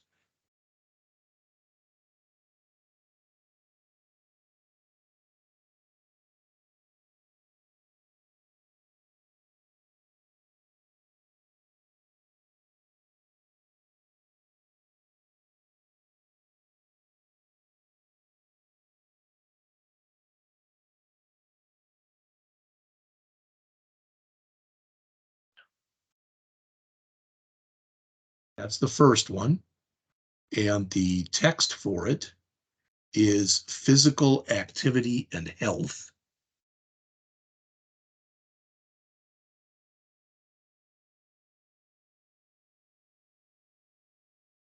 All right.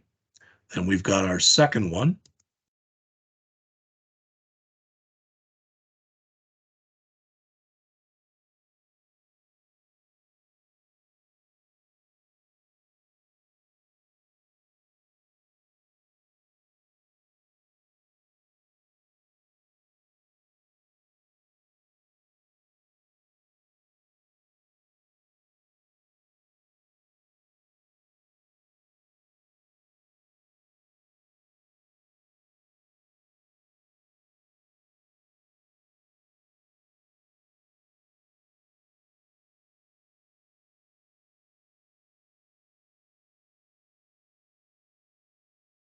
Well, this is long.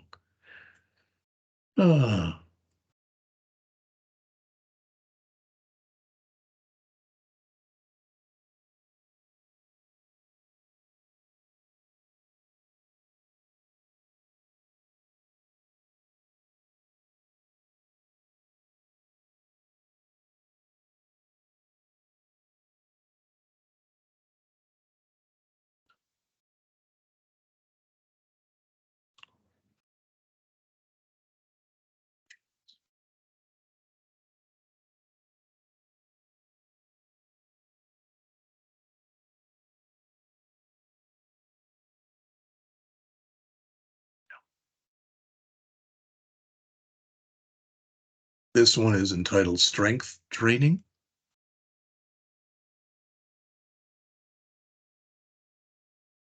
All right, we've got our next one. And I'll tell you what, I'll leave the rest undone. Hopefully you understand what I'm doing here. All right, but let's take a look at that.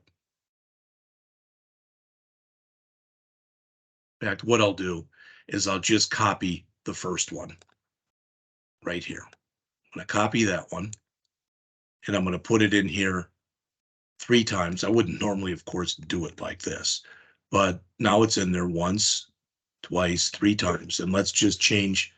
So this last one says yoga workout.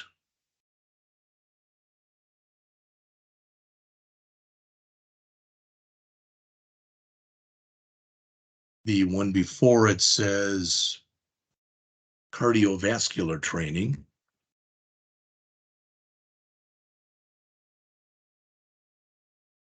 And the one, I think we've got, well, no, the one before that says strength training.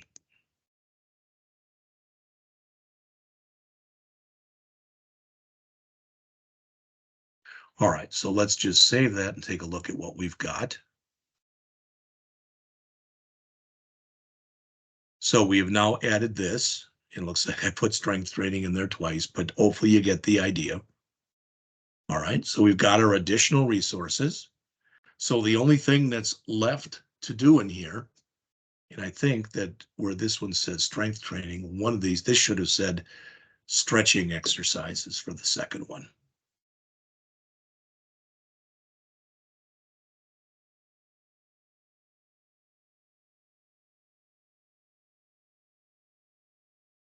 And again, notice that unlike the way I did it before, every time I save and I go back to that same page with live server, it's got the updated stuff in there for me. So now it says strength training. So the only thing that's left to do in here is our footer. And we will do our footer virtually the same way we did the last one. And that is we'll come in here with a paragraph, ampersand copy for the copyright symbol. 2023, we'll replace that and we'll put in our name.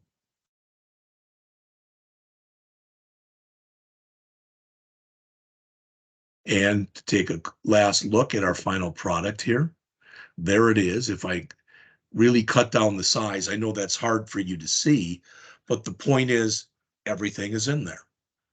Now, one thing about this, just so you're aware of it, it virtually right now, there's no CSS in here. So there's not styled at all, but we haven't gone through CSS in really any kind of any kind of substance so far. So if we look here, bring that down, that doesn't look bad. Now it does look like these are bolded, so I could just go back and add strong tags, etc., if I wanted to. All right.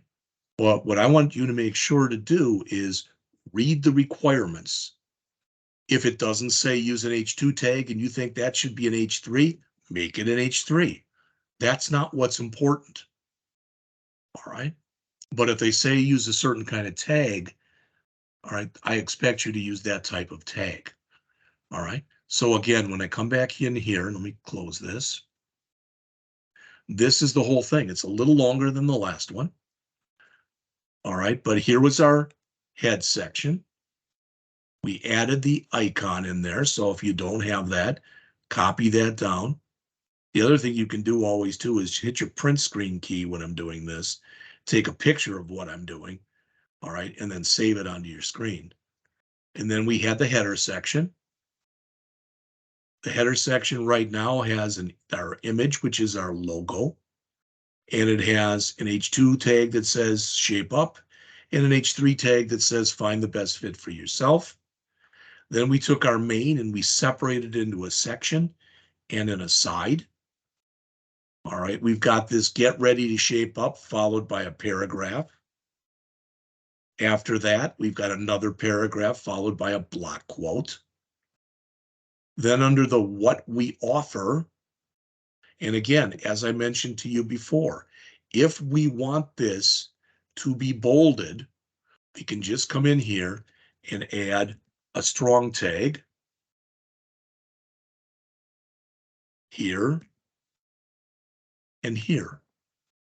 And you'll notice that after we do that and save, I'm not going to do it for all of them, but just so you see it, that one is now bolded. Kind of hard to tell, but it is. All right. So these were all set up the same. I used H3s, and then we had an anchor tag. Okay. Then we put in a paragraph underneath it, another H3, paragraph, another H3, paragraph, another H3, and a paragraph. Finally, down towards the bottom, we had these asides. All right. Now, eventually, I would like these to all work. All right. I don't know if mine work or not. I don't know if I put in the right address or not. I could very easily have screwed something up. So if I go here, notice, well, that one I must have typed in okay. That one I didn't. All right. I can already tell. Looks like I typed in .org instead of .org. All right. And oh, I don't know why I keep hitting that, but I do. So I can come back in here, for example, and just look at this. That was the second one. That should have been .org. All right.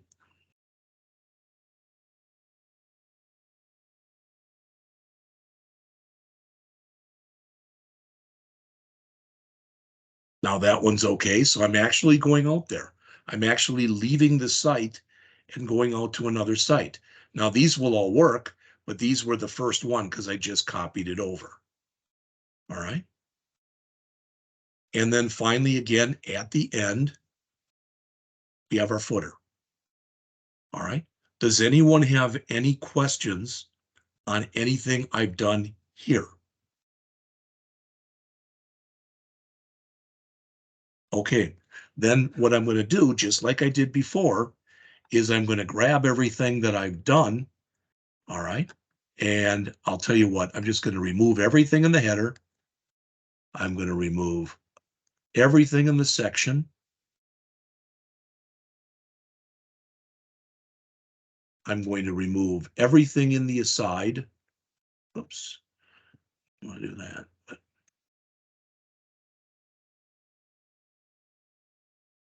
And I'm going to remove everything in the footer. All right. Whoops. What I'm doing there. There. So that's what I've got. I'll leave the rel equal icon in there, and that's fine in the title. But I'm going to do a file, save. All right. And now my chapter 3 is done. So the first thing I can do is I can take the chapter 3. I don't know, was I working on the right one or the wrong one? Well, we'll find out. All right. And I can copy that over. So I've got my start when I go in and do chapter 4. All right. But what I'm going to do, just check and make sure I work.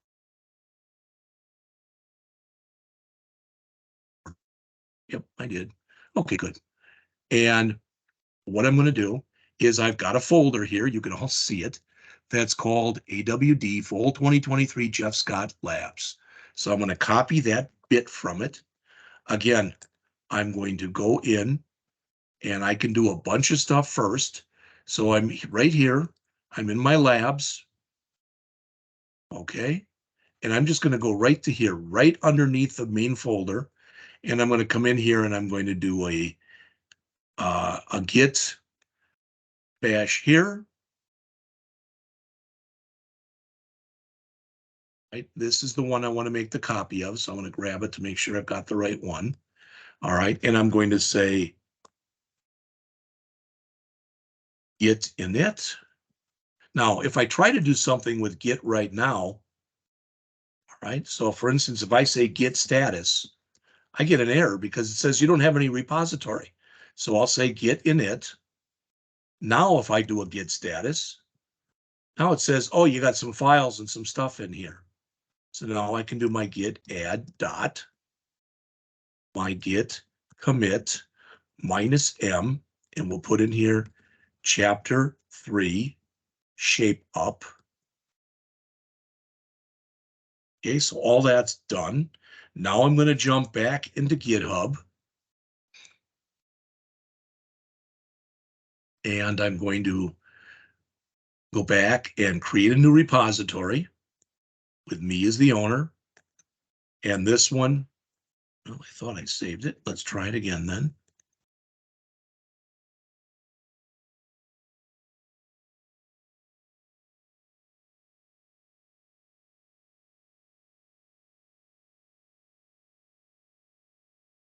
Still says, again, it's available. AWD1000 Fall 2023 Jeff Scott Labs. Again, yours will be private. I'm just making mine public. Create the repository. Again, I want to grab this line that's got the git remote. And I want to copy that particular line to the clipboard. Go back into here, paste that line in, hit enter. Whenever you get the prompt back, that's a good sign. I can check it with a git remote -v, and it looks like it's set up for Jeff Scott Labs. Good. So I'll do a git push -u origin master. It'll take 30 seconds at the most. There, it's done. So I can now come back and refresh, and there it is. All right. Now there's only one more thing I want to show you, and then we're taking our break. And I'm going to do this fast. All right. So I'm going to go into, because this is going to be worth 10 or 15 points tomorrow on your test. All right. So I'm going to open up my HOTS, and all I'm going to do is I'm going to put a folder in here that's going to be called HTML Hot 1. And we're going to pretend right now, we're pretending that inside of there is my first test. I know there's nothing in there. All right, but we're pretending there is. So I'm going to grab this HOTS. I'm again going to go back out to GitHub. All right, I'm again going to create one more new repository. And that's AWD1000 Fall 2023 Jeff Scott HOTS. All right. And again, yours, make sure is private rather. All right. Create the repository. There it is. I'm again going to grab this line, copy it to the clipboard, come into here, start up my git bash here, do all the stuff I've been doing. So a git init. All right. There's my git folder, a git add dot, a git commit -m first HTML hot test, or whatever you want to say. All right, it says there's nothing to commit, but that's just because I don't have anything inside of here. All right, but I can now paste this in, hit enter, and do my git push -u origin. Oops, what did we say? I need to do a git. I did do a commit. Okay, good.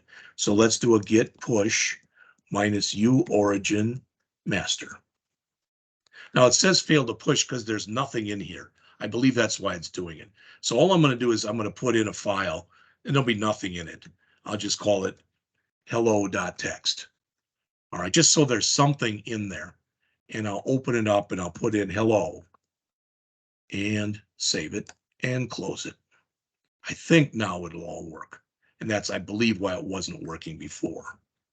So I'll do a git add dot, another git commit -m. We'll just say here hot1 HTML.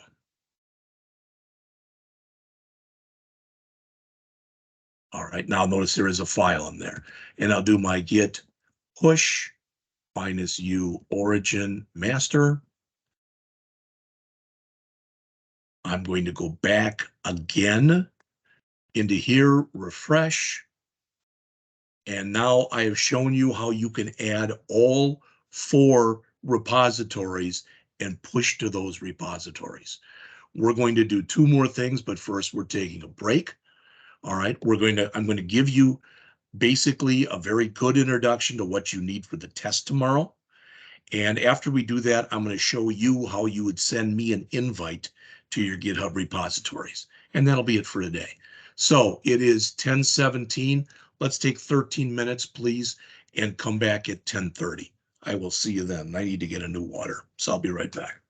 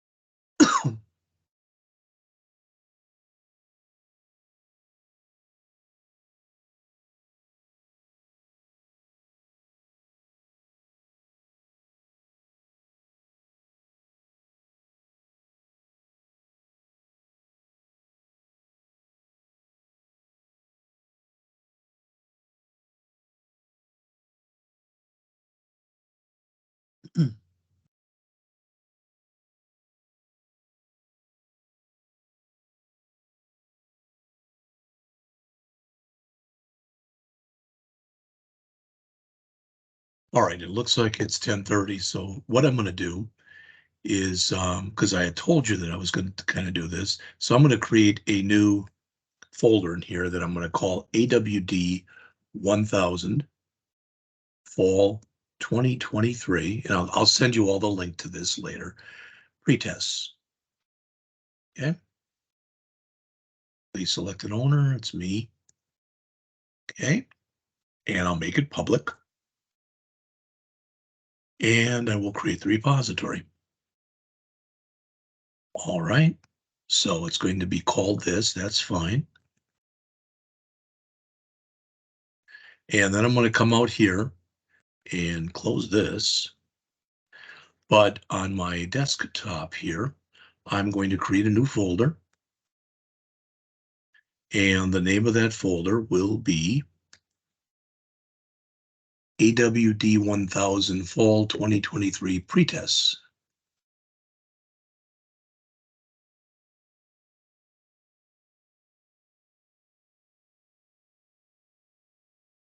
Okay. Now yours, of course, would be in your HOTS folder. All right. But one of the first things that you're asked to do on the test is to make sure you've got a folder that's going to hold everything. All right.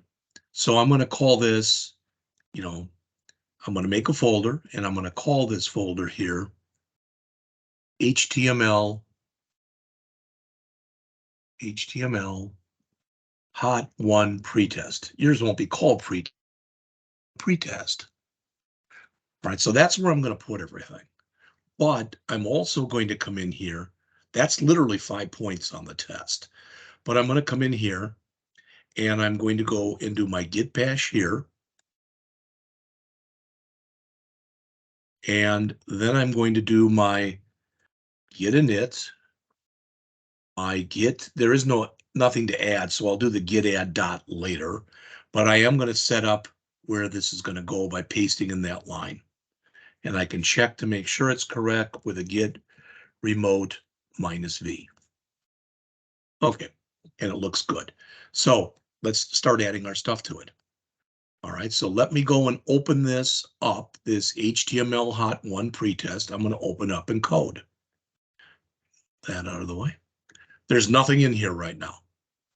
Okay, so the first thing I'm going to do is I'm going to create a file. And I'm going to call it index.html. So we've got that. All right, and let's go in and let's put in our exclamation point and hit tab. So we've got all that. Now this is going to be a little different from what we've done before. All right. So I'm going to call this, I'm going to make a 3-page website. I'm going to call this home. All right. And then inside of my body, I want to make this semantic. So I'm going to put in a nav tag here. And in my nav tag, I'm going to put in an unordered list. If I'm totally confusing you, watch until we get done, and I think it'll make sense to you then. All right, and I'm going to do this. I'm going to put in 3 LIs, and they'll all say A href equal, sorry. Oops, get rid of that. Href equal, and I'm going to put in here index.html, home, and I'm going to copy that twice. And I'm going to have a page called About, and I'm going to have a page called Contact. I haven't made those yet. We'll make them in just a minute. All right, so this will say About, and this will say Contact. All right, so just with what I've got right now, okay, I've already got something. In fact, I should really come in here and put this into a header. So let me make a header, and I'm going to put the nav in the header. It's not mandatory that you put the nav in the header, but typically that's what people do. So I've come in here. All right, I did the exclamation point, which did all this, and what I've added so far is I gave it a title. Let's do a view word wrap, so it does wrap if necessary. All right, and then I set this header area up.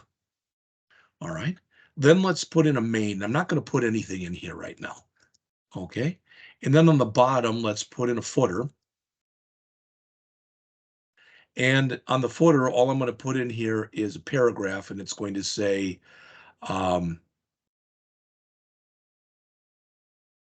AWD1000 hands, how about this? HTML hands-on test number 1. And then it'll say with a copyright of 2023, and it'll have my name on it. Okay, so what have I done so far? I want to show you. So I'm going to do a file, save all, and I'm going to bring this up in live server. Now, it doesn't look like much right now. That's it. All right, and if I click this link, it'll work, but if I click these two, it won't work because they don't exist yet. All right, so we've got that.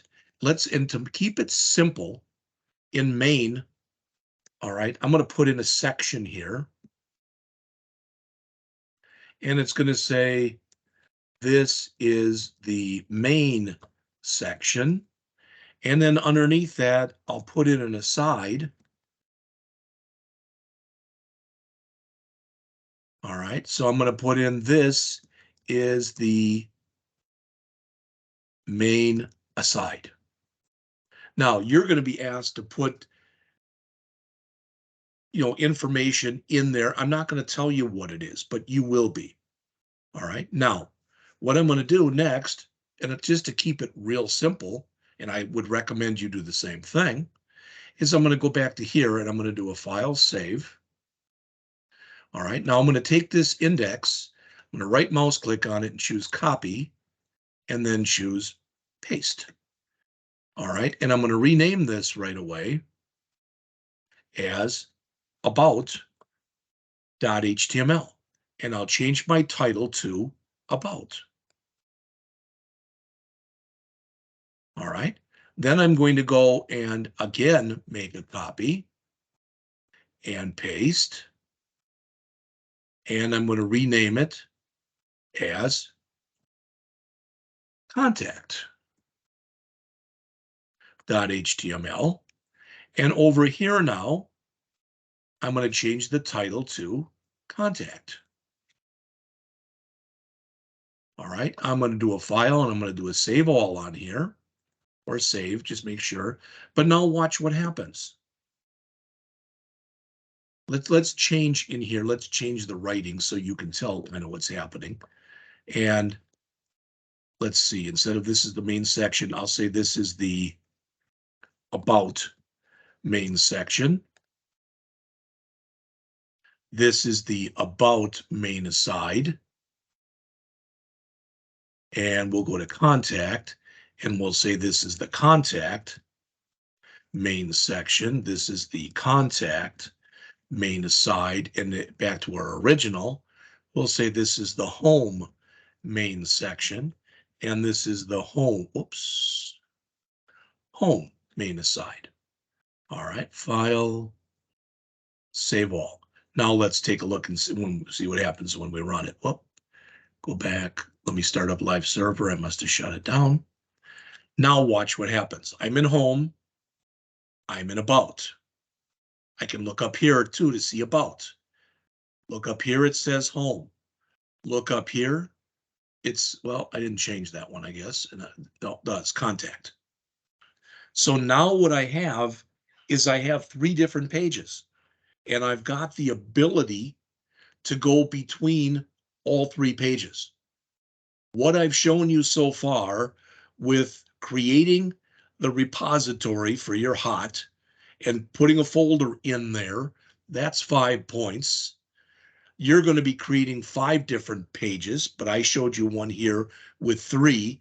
That's 5 points. I just showed you how to use the relative hyperlinks to go back and forth. That'll be 5 points.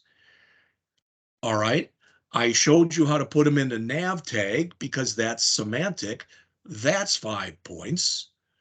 All right. You have to display certain things on certain pages, and that's about 20 or 30 points. I'm not going to mention to you what that is. All right. And we are asked, I believe, to put in, I'm looking on here, a style sheet. So I'm going to come in and add a folder that's called CSS. And then in that folder, I can either click here or I can right mouse click and put in new file. I'm going to make styles.css. And then you are asked in here to use a color for your background and a color for your text that go well together. I'll leave it at that. So I'm going to use these 2 lines. So I'm going to say body, background. Again, you can say background or background color. And I think, is there a cream? Oh, how about corn silk? That'll work. Corn silk. All right. So that'll be my background color. And the color of my text, I'm going to make that navy. All right. Now, file, save. I wish I'd have done this first, but I was too stupid to do that. So I'm going to go back to index here, and in my header section, I'm going to put a link, and it's going to say href equals css/styles. And I've got to copy this to all my pages, not to my CSS page, but to all of my HTML pages.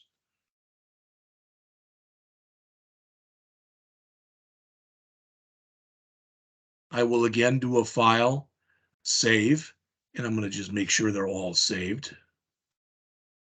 Save all. There we go. Now when I bring it up again, notice I've got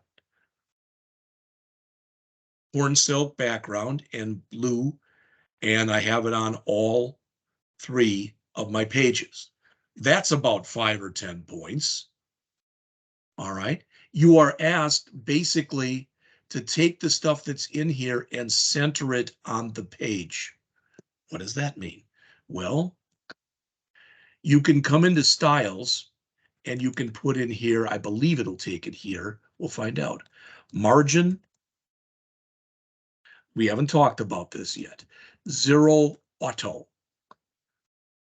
Don't worry about what it means because we are going to spend a lot of time going over it. What did that do? Let's look. All right, not much it looks like. All right, well, what are we asked in here? Let me go back. I'm reading from the test here. Left and right sides of the page. Oh, okay. All right, they want us to do it like this. They want us to take everything that we have in here. So all of this stuff that we put inside here, and they want us to put it into a div, and it'll have an ID that's called wrapper. Like that. Don't worry about this. I'm going to fix this in a minute. All right, so let me hit enter here, and I'm going to go and throw everything like that. I want to put it in here and see if this works once I do this. All right.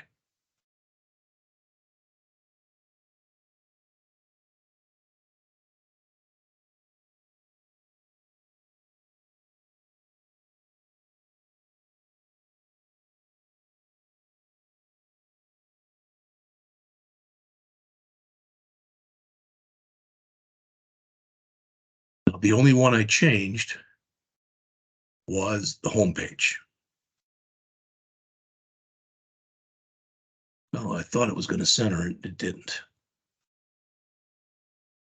But put this in. You'll make a div that's called wrapper. I'm going to get rid of this section, and it's in here. And I'm going to get rid of the aside. All right. And all I'm going to do is make these paragraphs.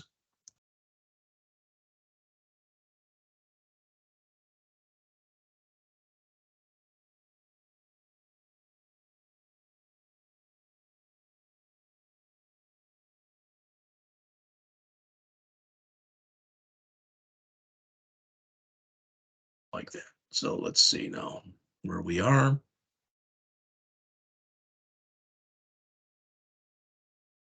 All right. Div, yeah.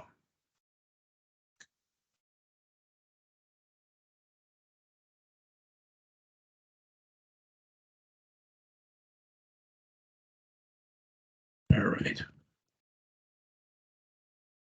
What we want to do is basically center this on the screen. All right. It's not working. I'll get it to work. All right. Now, what you're also going to have to do in here, that's the only thing that I have any kind of question on, is you're going to be asked to make comments in each of your HTML files. So I can do it anywhere. I'll just do it at the beginning of the body. And I'll put a comment in here that just says, this is the home page. And then on the about, it'll have a comment that'll say, this is the about page. And finally, on the contact, it'll have a comment that will say, this is the contact page. All right, you get a point for each one of those. Then in the CSS, because you write comments differently, all right, I can put a comment at the top that says, this is the CSS for HTML hot #1, and then end it.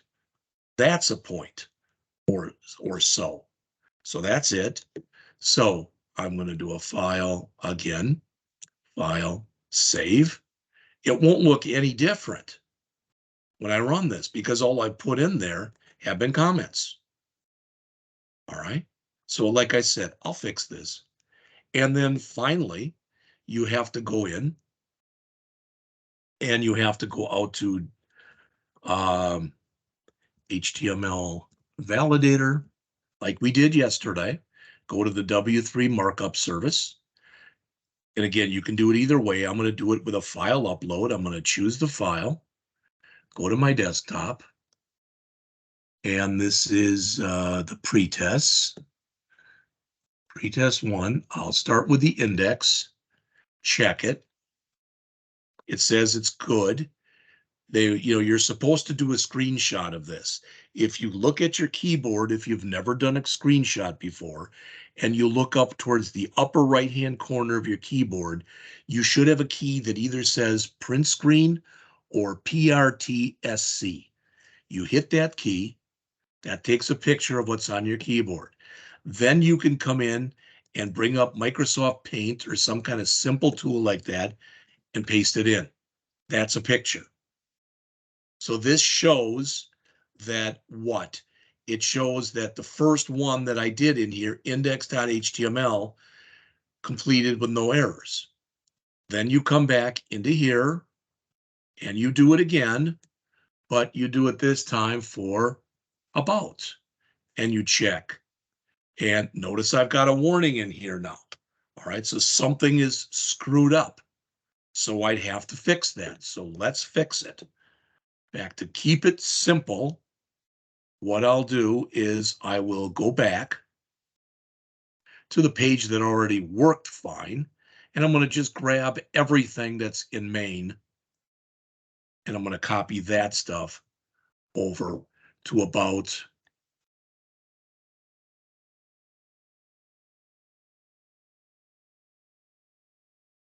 Again, this will say out, and so will this, and do the same thing to contact.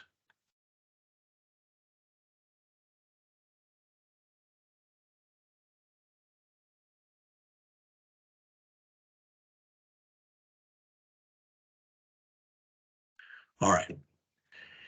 Do a file, save all, or at least a save on here. Try this one, see if it'll give me a save all. It did. All right. Now I can go back in. I've already made sure the first page was okay, but I'll try about again.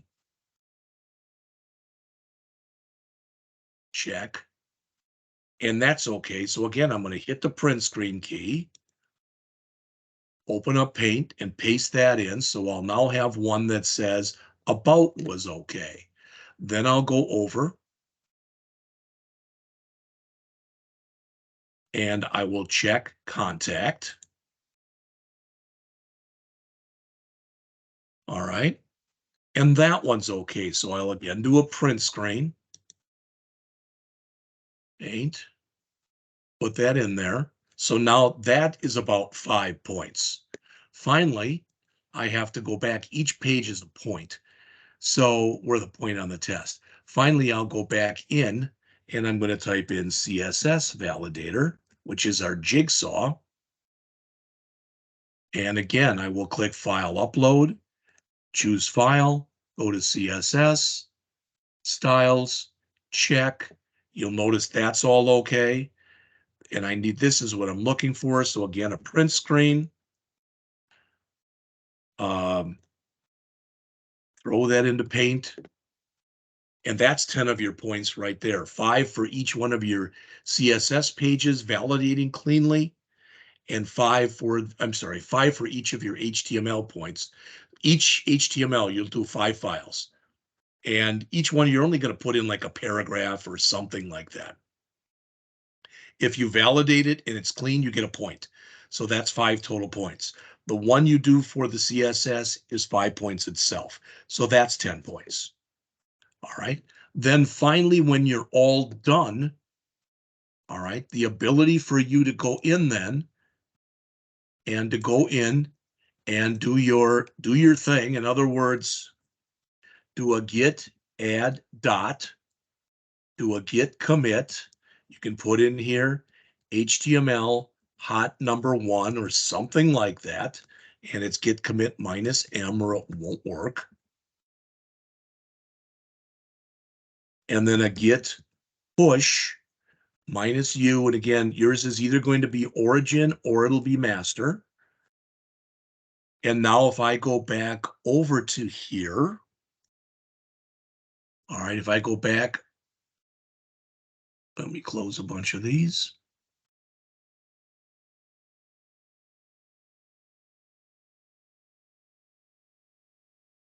And I refresh. There is my hot one. That's worth 5 or 10 points. I basically, other than the content you have to put into each page, I've given this to you. I will go back. Whatever I'm doing wrong is very, very mild or not major. So I will fix that. I will go back and re-put, I will go back and push the new improved version that'll have the stuff centered like you're supposed to do. And that's everything. Now, you've got to make sure that I can read this. Okay? There will probably be at least one of you who will go through all the steps, you'll do it right, And for some reason, you'll be almost in tears because, dang it, it won't work. All right, but I'm going to show you what you are supposed to do. And if for some reason you have an error, you can do. All right. Now, what you're supposed to do, so I'm imagining all this stuff is, great. And then when we go back into here, you're back in GitHub, what you will all have to do for each folder that you want to give me access to. All right. And let's see, I've got it down here. I've got the steps, and I'll give you the URL for this as well. Of course, I closed it, didn't I? Yes, I did. All right, I'll see if I can do it from heart. We'll see. You go to settings. So you click on settings here. All right. And then somewhere in here, where is it? There's a thing that says collaborators. All right, so you will do this for each one of the repositories you have. So you'll click collaborators. You'll have to log in again. All right. You may or may not have to log in. And it says you haven't invited any collaborators yet. So you'll click add people. And you can either put in my email, jpscott@rankin.edu, or just put in jpscott.rankin. And then it should show in there. And you click on there, and then you click where it says add me to this repository. I'm already in there, so it doesn't make sense to add me. It's my repository. But that's what you'll do. If you do that, what should happen is I should get an email from you via GitHub that says I am now given an invite to this repository. All right. If for some reason it does not work, and you will lose some points on this because I've shown you everything to do. But let's say you've done your test and for the life of you, you can't get it to work. All right. So you've got this out here and you've got this number one. It won't be that big. If I look at it right now, it's going to be very, very small. It's 2K. All right. So you can take this if you need to do this, do a right mouse click, do a send to, and send it to a zip file, and then email me that zip file. I don't want you to do that, but if you try to send me a GitHub repo invite and it doesn't work, to be sure you can do that. All right. Now, I do want to go back just in case I did that too fast. And I am going to go back here and I'm going to say how to do a GitHub repository invite, because that's what I Googled. And I looked at a bunch of these. You can see the ones that are colored that I've looked at all of them. And one of them, it was a Stack Overflow, but I don't think it was that one. One of these was, I thought, pretty, they gave good answers in there. Let's see, if you've never heard of this before, Stack Overflow is kind of Facebook for geeks. And what I mean is, it's a place where you can go and ask questions, but be careful. You can sign up for an account for free. You don't get emails. But if you ask questions that people think are stupid, they're going to say on there, don't ask stupid questions. And your question probably will get kicked out. But if you're working on a fairly complex program and you can't figure it out, that's another place that you can go. All right, so I'm going to look here.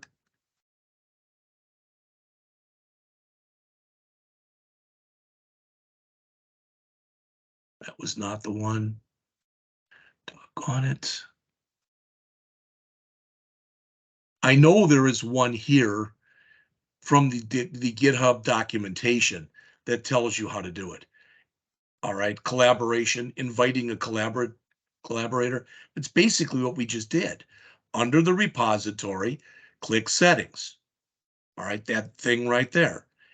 In the access section, which was way on the left, choose collaborators.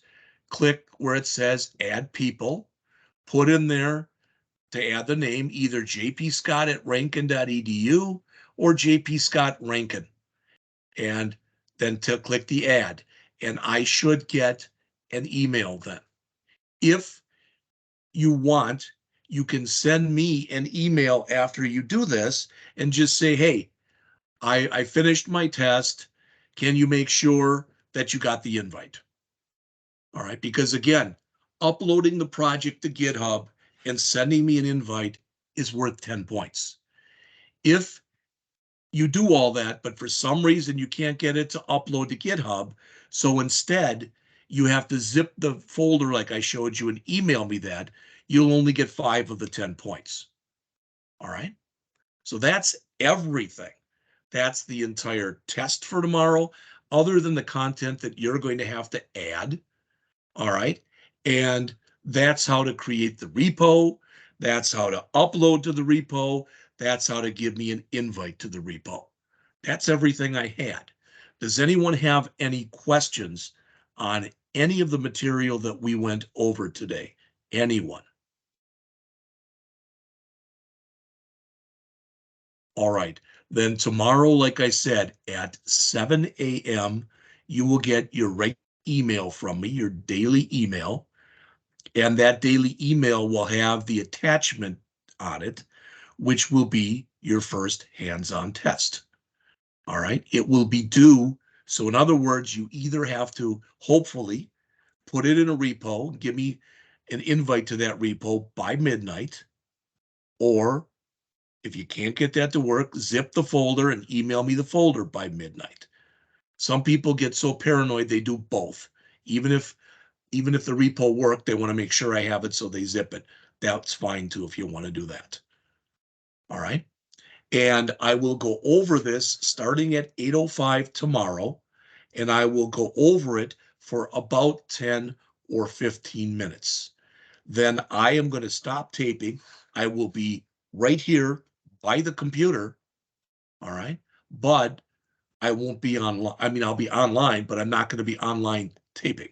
So if you've got any questions, if you're working on it during that time, you can email me and you should get virtually immediate feedback. All right. If there are no questions, then again, I will talk to you tomorrow at 8:05. Have a good rest of the day. I'll see you then. Thanks.